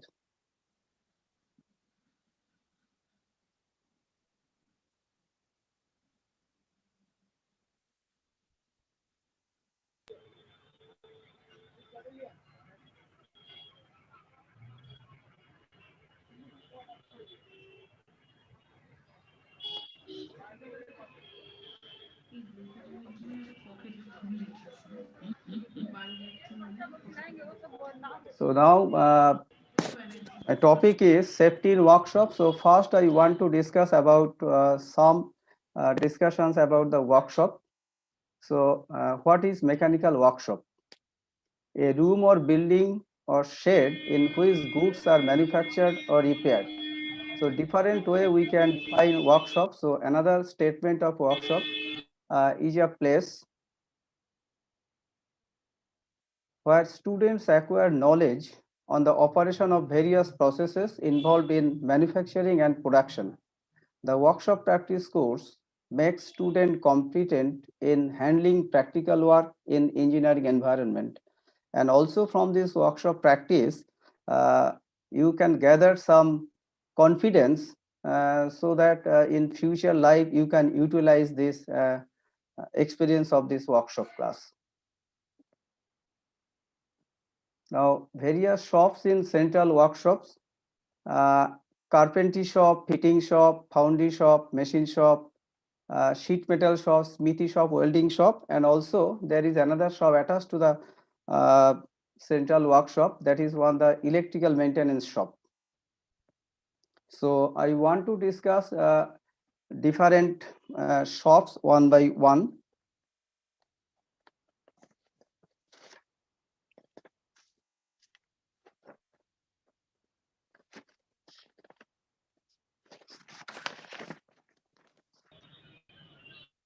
Now, this is carpentry shop. This is the snapshot of a carpentry shop. Here, different types of equipments are visible. So, what is carpentry shop? Carpentry may be designed as the process of making wooden articles and components such as roots, floors, partitions, doors, and windows. Carpentry involves cutting, shaping, and fashioning wood and other materials together to produce a finished product. Preparation of joints is one of the important operations in woodwork. Joinery denotes connecting the wooden parts using different joints, such as lap joints, mortise joints, T-joints, beetle joints, etc.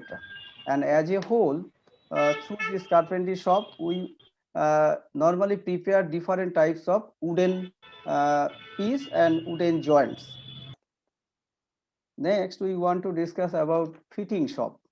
So this is the general description of the fitting shop, and here few vices are shown in this shop, and also in a fitting shops, different types of machineries also are available. Say drilling machine, bending machines, and also other some machines are involved with these fitting shops. So what is fitting shop? Working on components with hand tools and instrument, mostly on workbenches, is generally referred to as fitting work. The hand operations in fitting shop include marking, filing, sawing, scraping, drilling, tapping, grinding, etc. using hand tools or power operated portable tools. Measuring and inspections of components and maintenance of equipment is also considered as important work of fitting shop techniques. And also most of the industries fitting shops available there, and if you want to prepare new items of the metallic components, or if you need some repairing job, then you can utilize these fitting shops. So this is the very important part of the industry, the fitting shop. Now, foundry shop. In a foundry shop, normally we can see different types of the equipment, say patterns or other equipment is here, and this is molten metal. Say this metal may be iron molten metal or aluminum molten metal, different types of the molten metal. Now, what is foundry shop? This is one of the key workshop in the department. In the world over, foundry industries play a vital role in the industrial development of nations. Products from foundries range from ornamental casting weighing a few grams to massive shipbuilding parts weighing several tons. So if you prepare one golden material, then you need this foundry shop concept, and if you want to prepare one ship, then also you need this foundry concept. So from very smaller component to very large component, it is applicable foundry shop. And if you go for the entire manufacturing process, then this is one of the very important part of the manufacturing process, the foundry shop.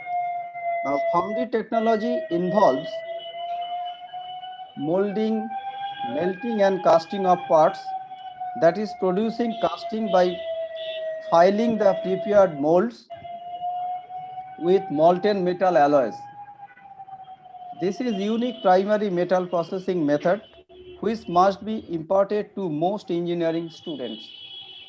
The practical work enables the students gain expertise and confidence in foundry activities. So next item, this is the machine shop, and this machine shop it is mostly important because in the industry, without machine shop, no industry think about their production, manufacturing, etc. So this is one snapshot of the machine shop. Here, this is the one of the milling machine. These are the shaping machines, and this is the lathe. So these are the very important machines available in the workshop.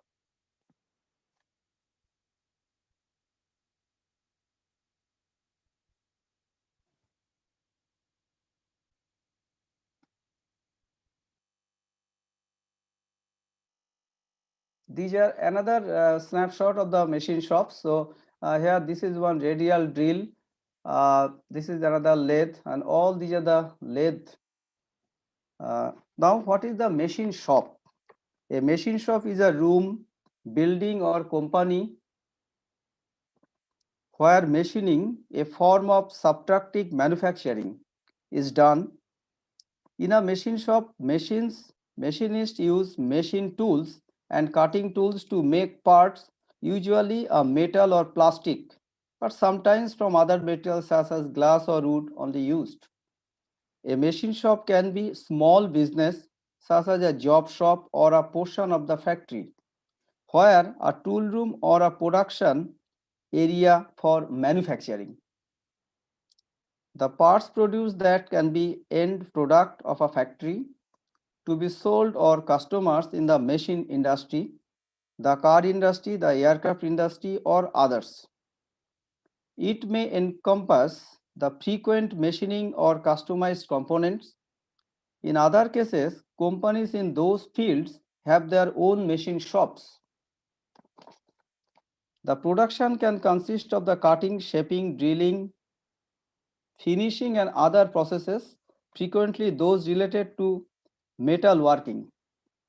The machine tools typically include metal lathe, milling, shaping, machining centers, multitasking machines, drill process, grinding machines, may be controlled with computer numerical controlled. Other processes such as heat treatment, electroplating, or painting of the parts of before or after machining are often done in a separate facility. And next slide, this is an advanced machine shop. So here, three machines are available. One is the CNC lathe, another EDM, and another is the 6-axis robot.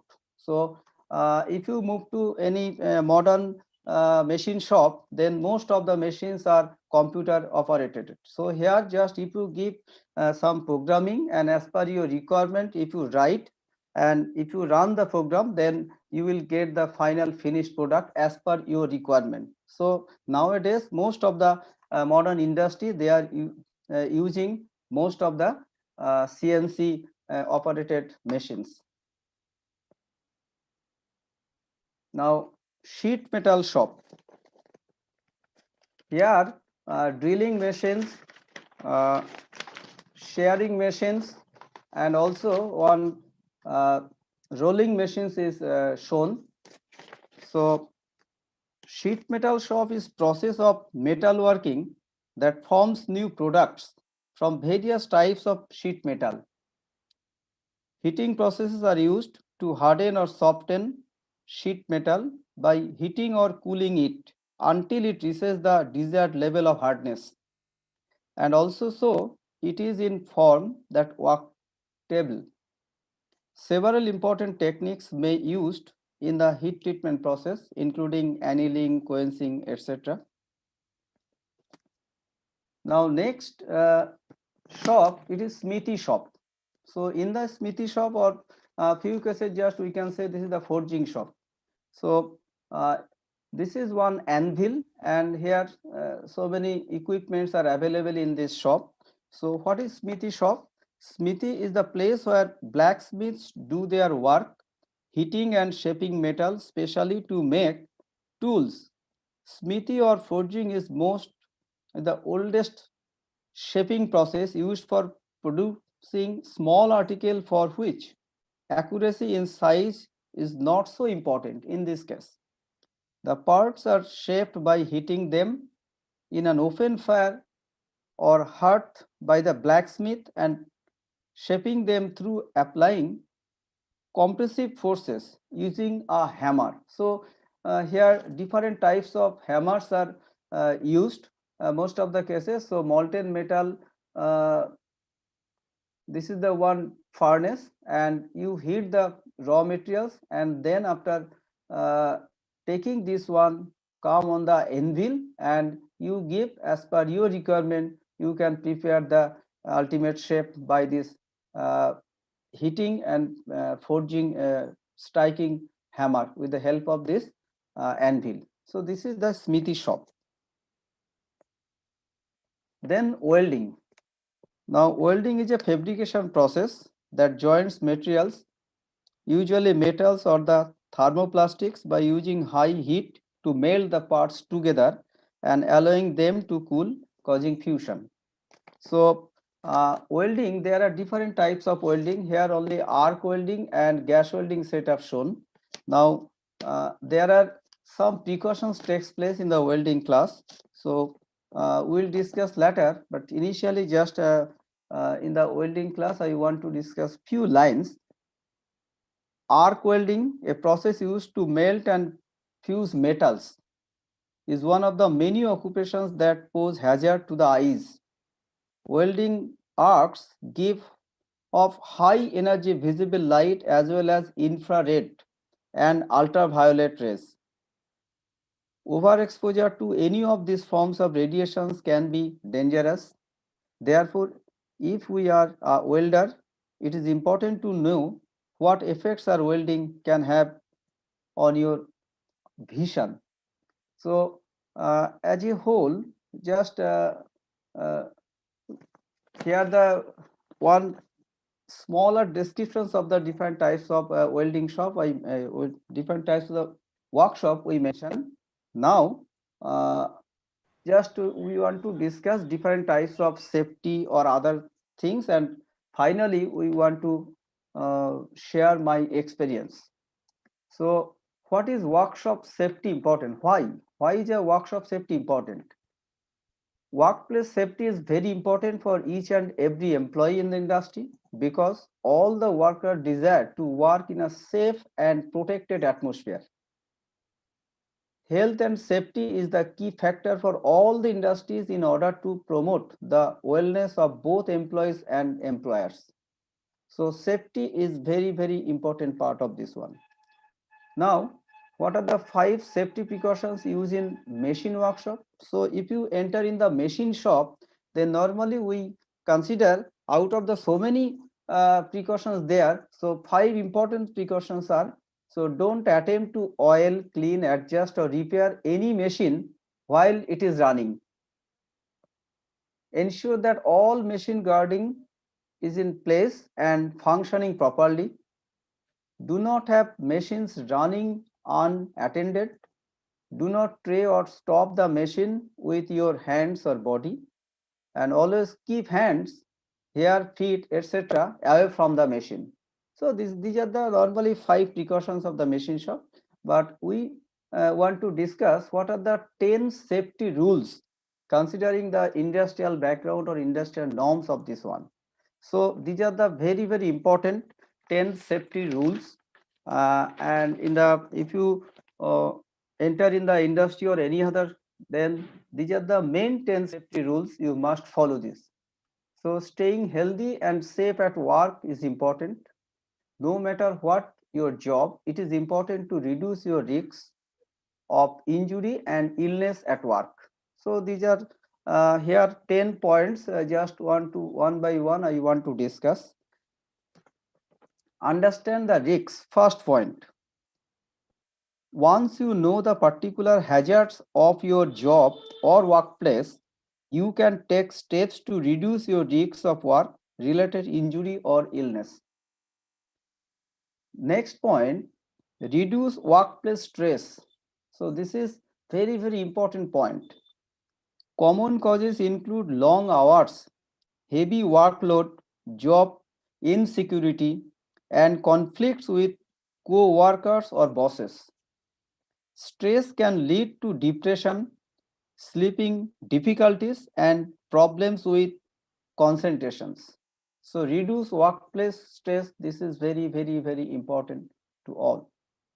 Now next, take regular breaks. So staying fresh and alert will help you avoid injury or burnout. Schedule the most difficult tasks of each day for times when your concentration is best, such as first thing in the morning. So take regular breaks. This is very, very important. Then avoid stopping or twisting. Use ergonomically designed furniture and equipment and rearrange your work area so that everything you need is within easy reach.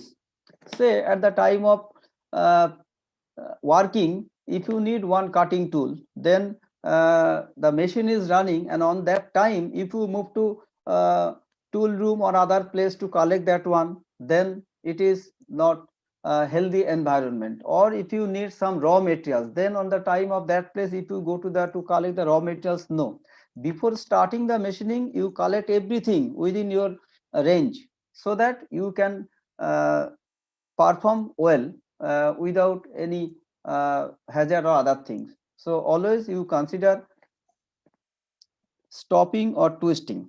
Now use mechanical aids whenever possible. Instead of trying to lift or carry a heavy object, use a wheelbarrow or conveyor belt or crane or forklift. So when the size of the jobs or other components is very large, that cases always you consider some mechanical advantage equipment. Otherwise you cannot hold this one with your own hand or other bodily, so it is very difficult. So you use always the mechanical advantage machines or equipments. Protect your back. If you do need to pick up and carry heavy load, keep the load close to your body and lift with your thigh muscles. So it is one of the important part. 7 point, wear protective equipment to suit the task.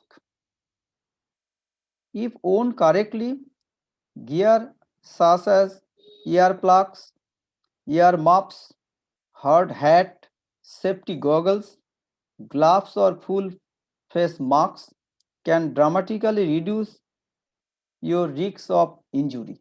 So always you wear protective equipment so that you can uh, easily do the work and the risk of injury will be very, very less. Then stay sober. Alcohol and drugs are contributing factor in there around there and 3% of workplace fatalities. So if you see the record, then we have seen around 3% fatalities come from these some alcohol or drugs addicted. So this is the another important point. Next, talk over any concern. So your employer or human resources manager need to be informed about hazards and risks. Your employer is legally obliged to ensure a safe working environment. Next, know your rights. So organizations such as WorkShape, Victoria or unions can offer information and advice on workplace safety issues. So these are the 10 safety rules, main tips safety rules. So always you remember all this one. Now I want to share one video. So I am stopping this share, and all of you please see the video. Then after the video, I will discuss my experience.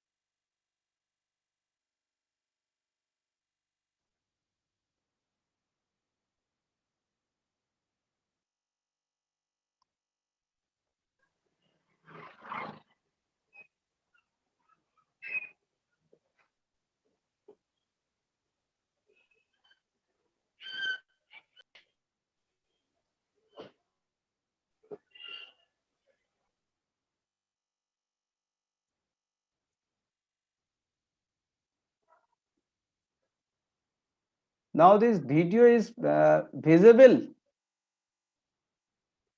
Anyone response, please? No, sir. Video is not visible. No, sir. Okay.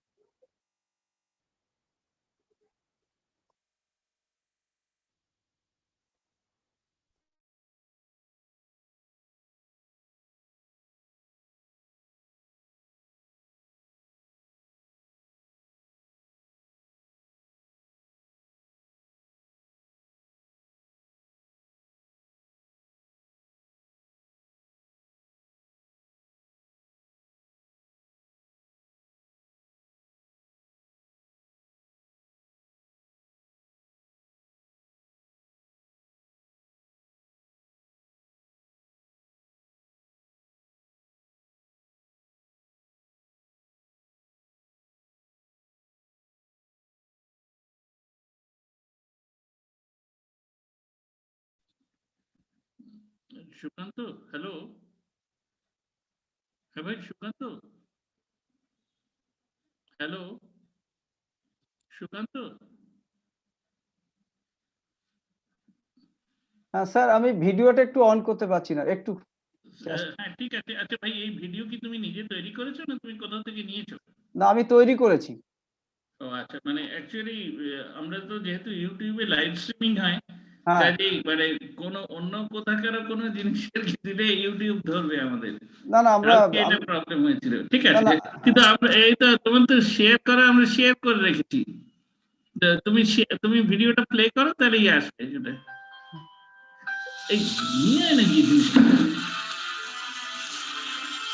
যা ওখানে বারণ হয়ে যায়।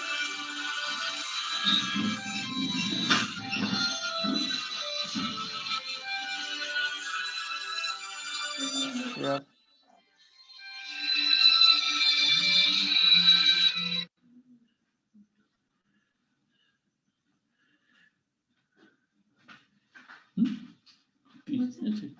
পেয়েছে দিয়েছে, কি ভাবছিস corona হয়ে যাবে নাকি?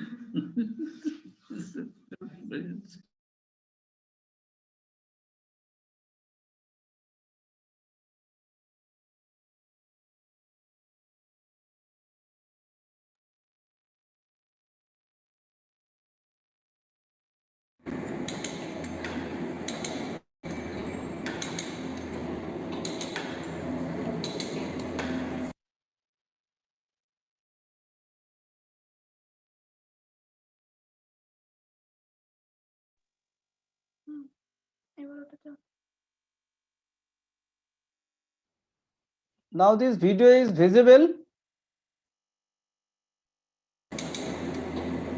Yes, sir. Visible, okay. Very nice. Go ahead. Okay, first you see the video, then I will explain my practical experiences. Okay, first few minutes just you follow the videos.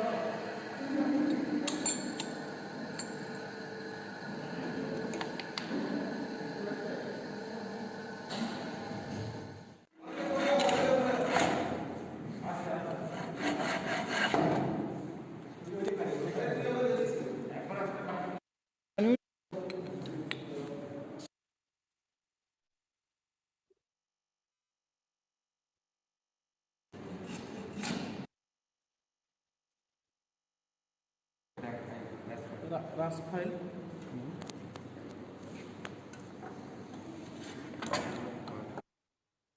Name is the try square.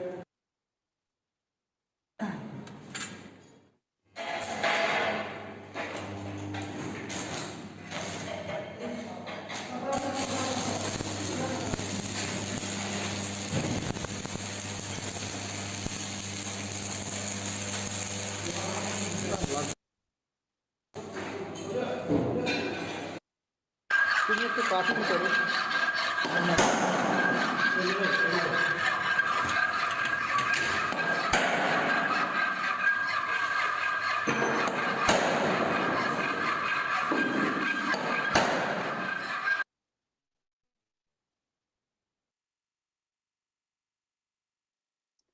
Okay, now I want to share my experiences during last 20 years.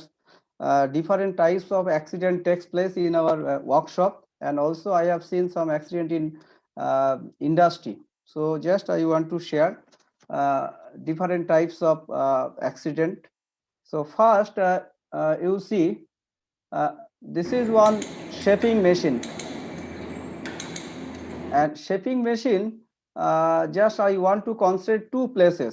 One is the this portion, this is known as the ram, and another portion, this is the rotating component, belt and pulley system. So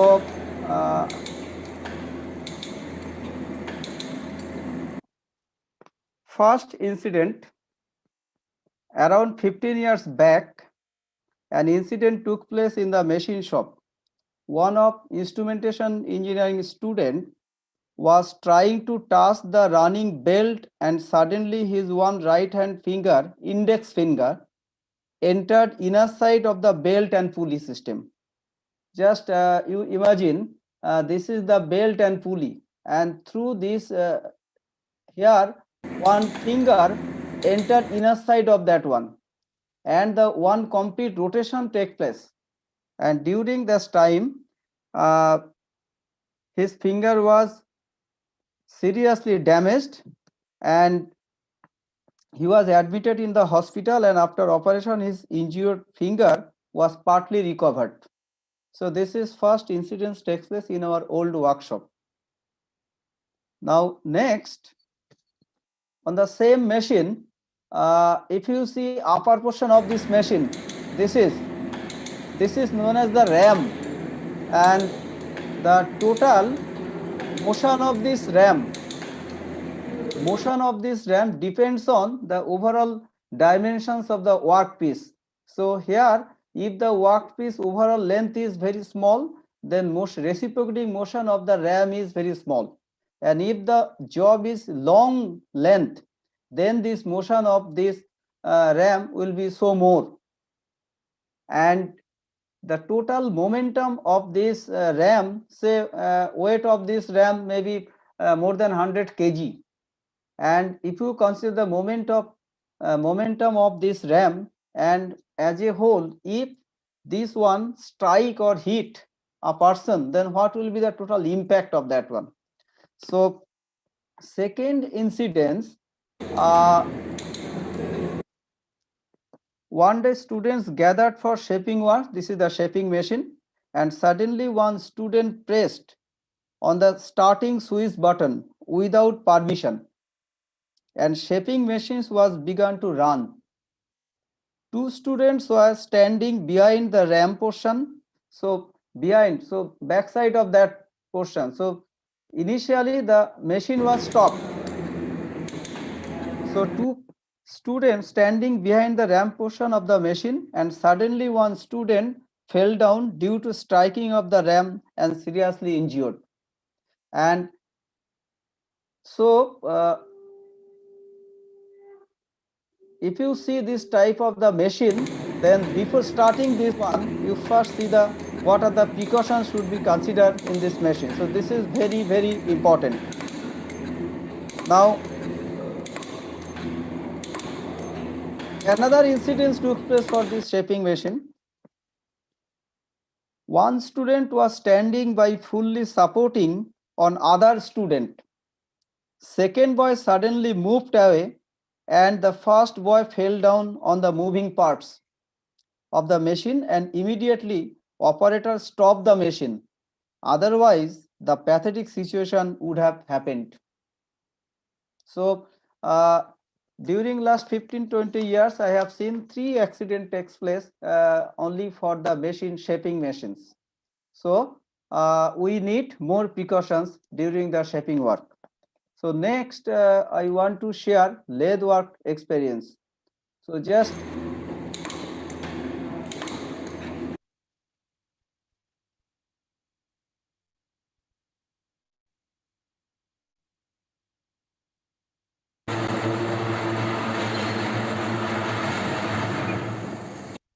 you see, this is the cutting tool, and this is the job, and with high speed this chuck of this lathe is rotating, and from here if you see the chips are formations, just like of these the small portions of the chips are formatted.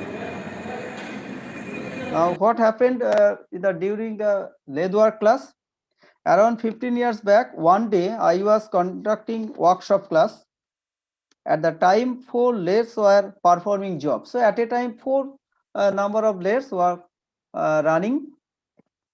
In this class, mainly we try to demonstrate different types of lathe operations on particular jobs. Say this is the turning operations, this is turning operations, and if you want to finish the end part, then that is the facing operation. So different types of operations there. So individual student runs the machines and performs some operations by their own hands. During the practice time, one of the girls CSE department, computer science engineering department, with great interest tried to observe the flow of chips formation from very close to the cutting tool of the machine. On that time, suddenly a minute heated chip, so this chip is the heated chip entered her left eye. She was struggling in tremendous pain and immediately was admitted in a hospital near Ruby Moor of South Kolkata. After 12 days, she was released from hospital. So this is very, very bad experience in my life. So these are the chips, and due to the non-uniformity of the material, few times the chips leaves from this place to another place with very high speed. Now, another incident took place for the lathe work.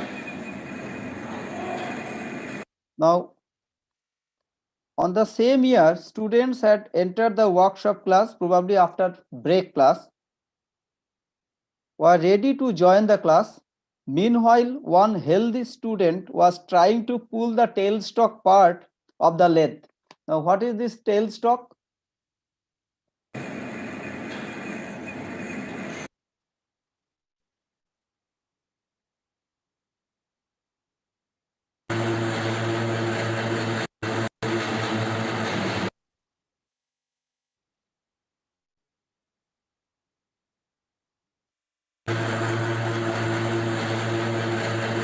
Just you see, this portion is known as the tailstock of a lathe, and these tailstocks you see, it can be moved from along the lathe bed. Along these directions, this can be moved, and there is one lock nut so that these portions will not release from the main bed of the lathe. So one healthy student was trying to pull the tailstock part of the lathe. This lathe, so he was trying to pull. Immediately, the lock nut of the tailstock was loosened, and by default, it should be tightened. But anyway, that was the loosened condition. And due to heavy sudden pulling action, the heavy weight tailstock, almost 30 to 40 kg weight, fell on the floor, and it could have been dangerous for the student if the entire part of the tailstock fell on his foot. So just to imagine, if the heavy weight of the object, and from the floor to this object height is around 3 feet. So from this 3 feet height, if it is come on the foot of the any candidate, then what will happen? So that time the student escaped from the accident. So he was the lucky person. Now next, lathe work accident. Now another incident took place in our old workshop at the time of lathe working. One ECE girl student was performing turning operation by her own hand. So that time, back side of this one, this is the protective cover. So that cover was open.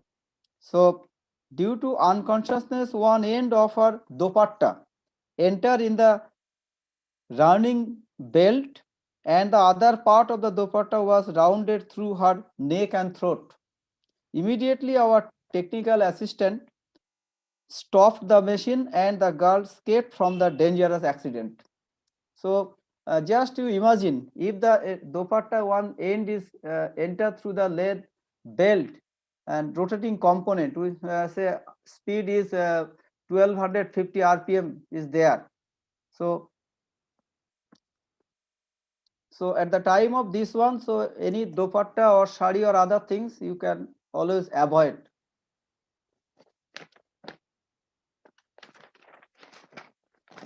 Now milling operation, just another, you see the milling operation.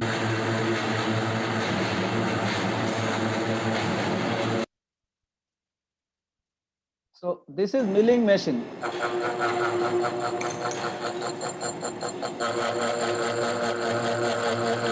So by this machine we can finish the upper portion of the any job. So this is the vice, and we hold this job with the help of this vice. So at the time of machining, one job from the vice moved with high speed due to lack of tightness of the job with vice, and one student heavily injured. So this is one vice, and if the tightness of this vice is loosened, then it may be the due to this high rotation of this just high rotation of this cutter, so it will move. And if the material is non-uniform, say from time to time we have seen inner side of the material, few places very hard person, hard, and on that place when you will go through the machining operation, then through that persons the machines may be stopped, because you need huge amount of force to overcome that chilled uh, material portions of the job. So that cases may be accident. So always you maintain the proper tightness of the job with the vice. Next, carpentry shop.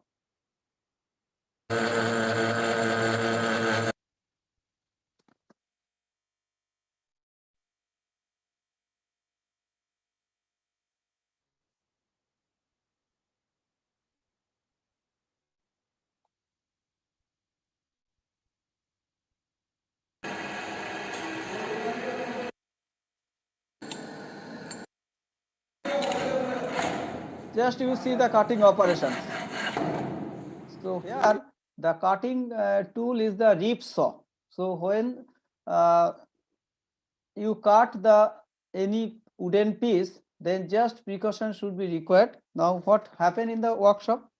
At the time of cutting wood by sharp rip saw, one student was collecting one try square. So another equipment was the tray was bottom part of the wood, and another student was trying to collect the try square from this tray. So from the position of the wood, and his fingers were badly injured because of the same time wood cutting operation was finished. So just when the wood cutting operation was finished, on that time he was trying to collect the tri square.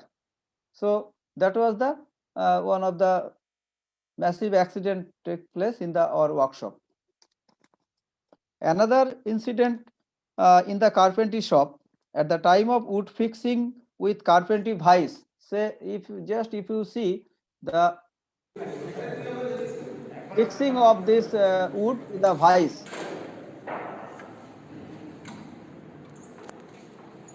just you see the fixing of the wood at the vice. Can you show one complete job? Yes, sir. So what happened? So in the carpentry, at the time of wood fixing with carpentry vice, one student suddenly gave more pressure on vice handle casually, and fingers of other student were tightly attached with the vice, and as a result his fingers were injured. So just to imagine, if the finger is there inner side of the vice, so this gap is there, and if you keep the hand and if you Can give you this show one tightness of complete this job? one, so there will be massive accident of that one.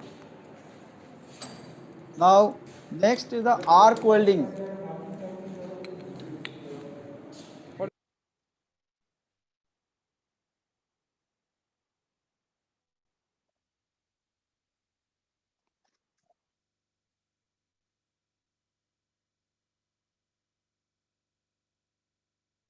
Just you see.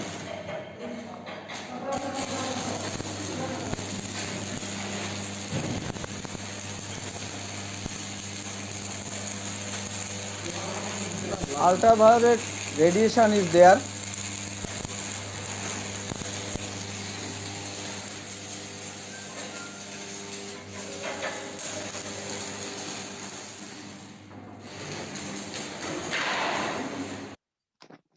Now when I was in the first year student at Jadavpur University in the year 1991, in the MMA welding, so just a spark is going on, so this type of welding is the metal manual arc welding. So in the MMA welding class, one of my hostel friends did welding around 20 minutes without welding shield. What is welding shield? So this is known as the welding shield. So welding glass is there. So through this one, the operator just observe easily, and the entire things are visible to him. So this is the welding shield. So at the time of welding class, there was no problem, but when he reached the hostel in the evening, he was facing some eye problem. Gradually, he was feeling pain in both the eyes and went completely black out. Around 7 p.m. in the evening, his two eyes shape was just like a cricket ball. Just you imagine, two eyes are shaped just like a cricket ball and was having tremendous pain. Then his hostel roommate moved to Shishu Mongol Hospital and he was taken admission for 15 days. As a result, he was suffering for around 20 days. So the after effect, if you go through the welding process without this shield, then ultraviolet radiations will be there and tremendous bad effect will be there. So this shielding marks is the very important part of this one. Always use this one. Now next, fitting shop. What have happened? Fitting shop.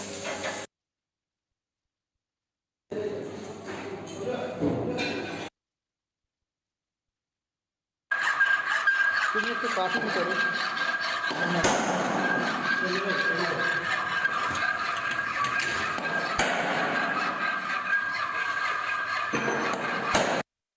And many times we have seen at the time of punching operation, students strike the hammer on finger instead of punch head. Just you follow, this is the punch head and this is one ball peen hammer. So if you need punching operation, then you need strike by hammer on this head of this punch.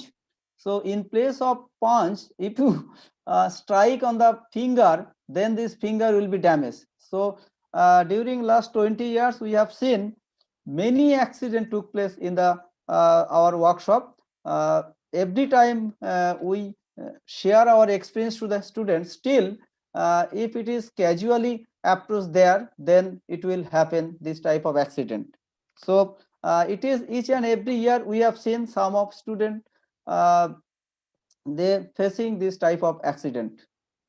So now all these are we explain to our student different types of accident or incidents we hear, but we want to share another two things happen in case of our colleague. What are these? Circular sewing and planing machine work. So in our workshop, this video is not available. Now in our workshop, there is one circular sewing and planing machine work. So last year during project work of the final year student, there was a massive accident of one of our machining operator. He was busy for planing of wooden piece and suddenly due to slip of the wooden piece, his one hand came to over the running planer and immediately ends of one of his fingers was cut down. He was admitted in the hospital and for 20 days he was unable to do any work by his hand.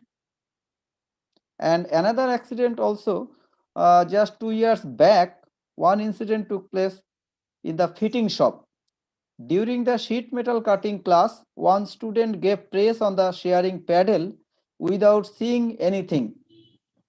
On that time, one of our colleagues' leg was bottom position of the paddle and an accident took place. On the foot, huge amount of blood coating deposited and faced tremendous pain and then moved to hospital, and for about 10 days he was in full bed rest.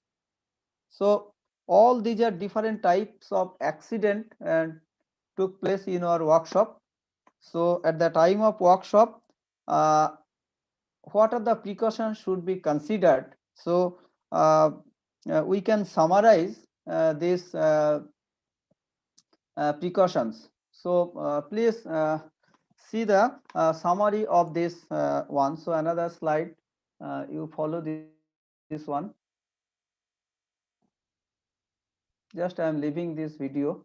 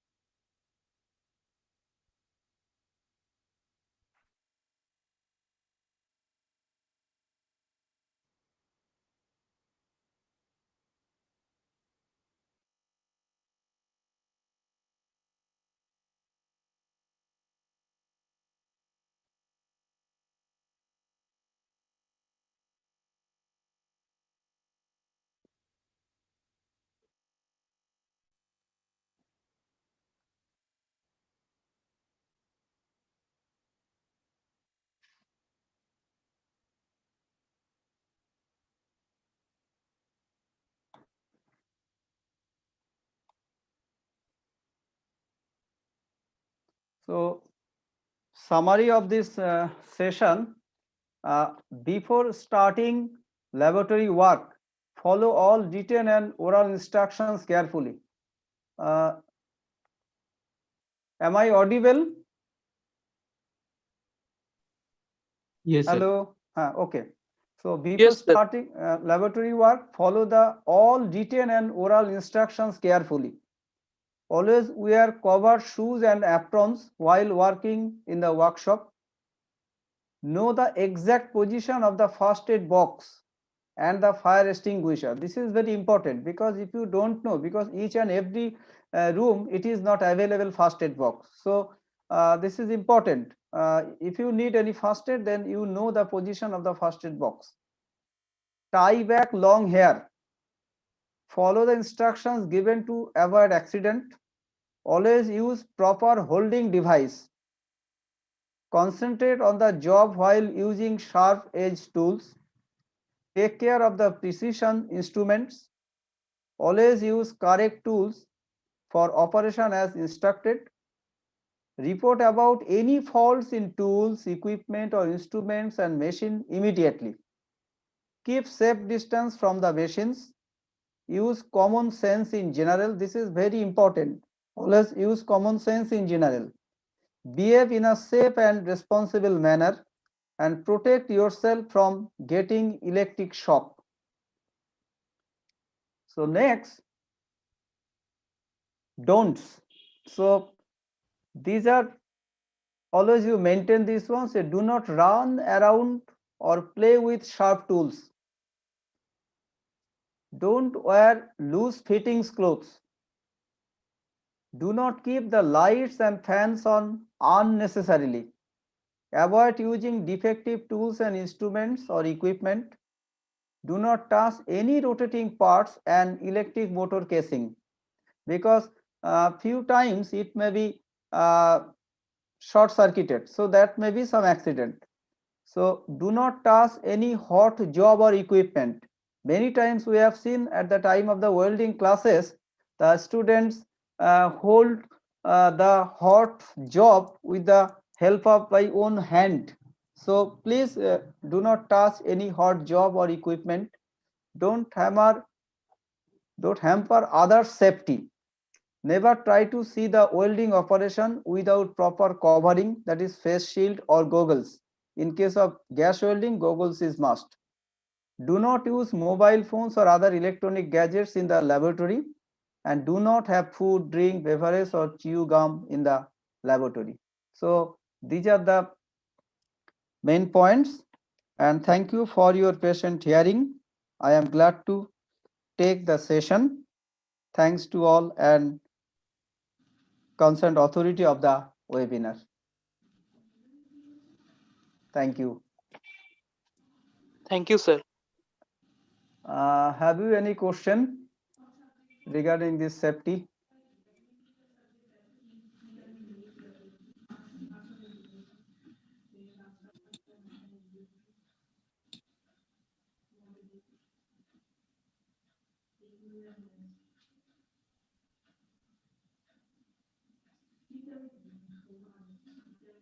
Swamiji আছেন? Yes. হ্যাঁ Yes, Sukanta. হ্যাঁ sir. We had a very, exhaustive presentation. In fact, most of the participants, they have already had the experience what you have shared, because mostly the participants are from the engineering disciplines and some are the teachers.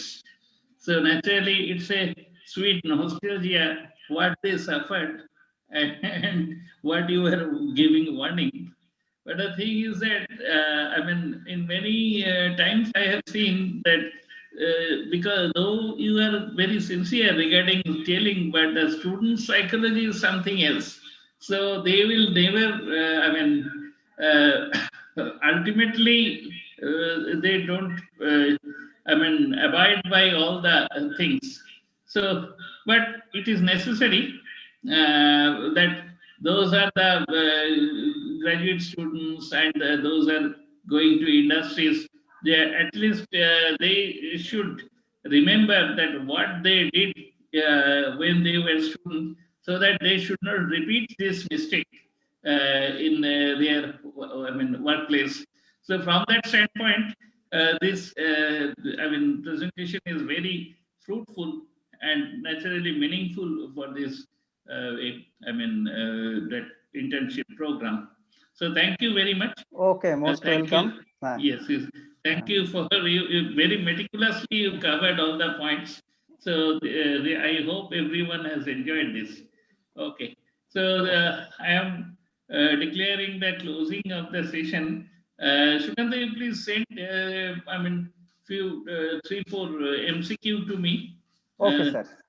So that the last day, that is on 30th, there would be the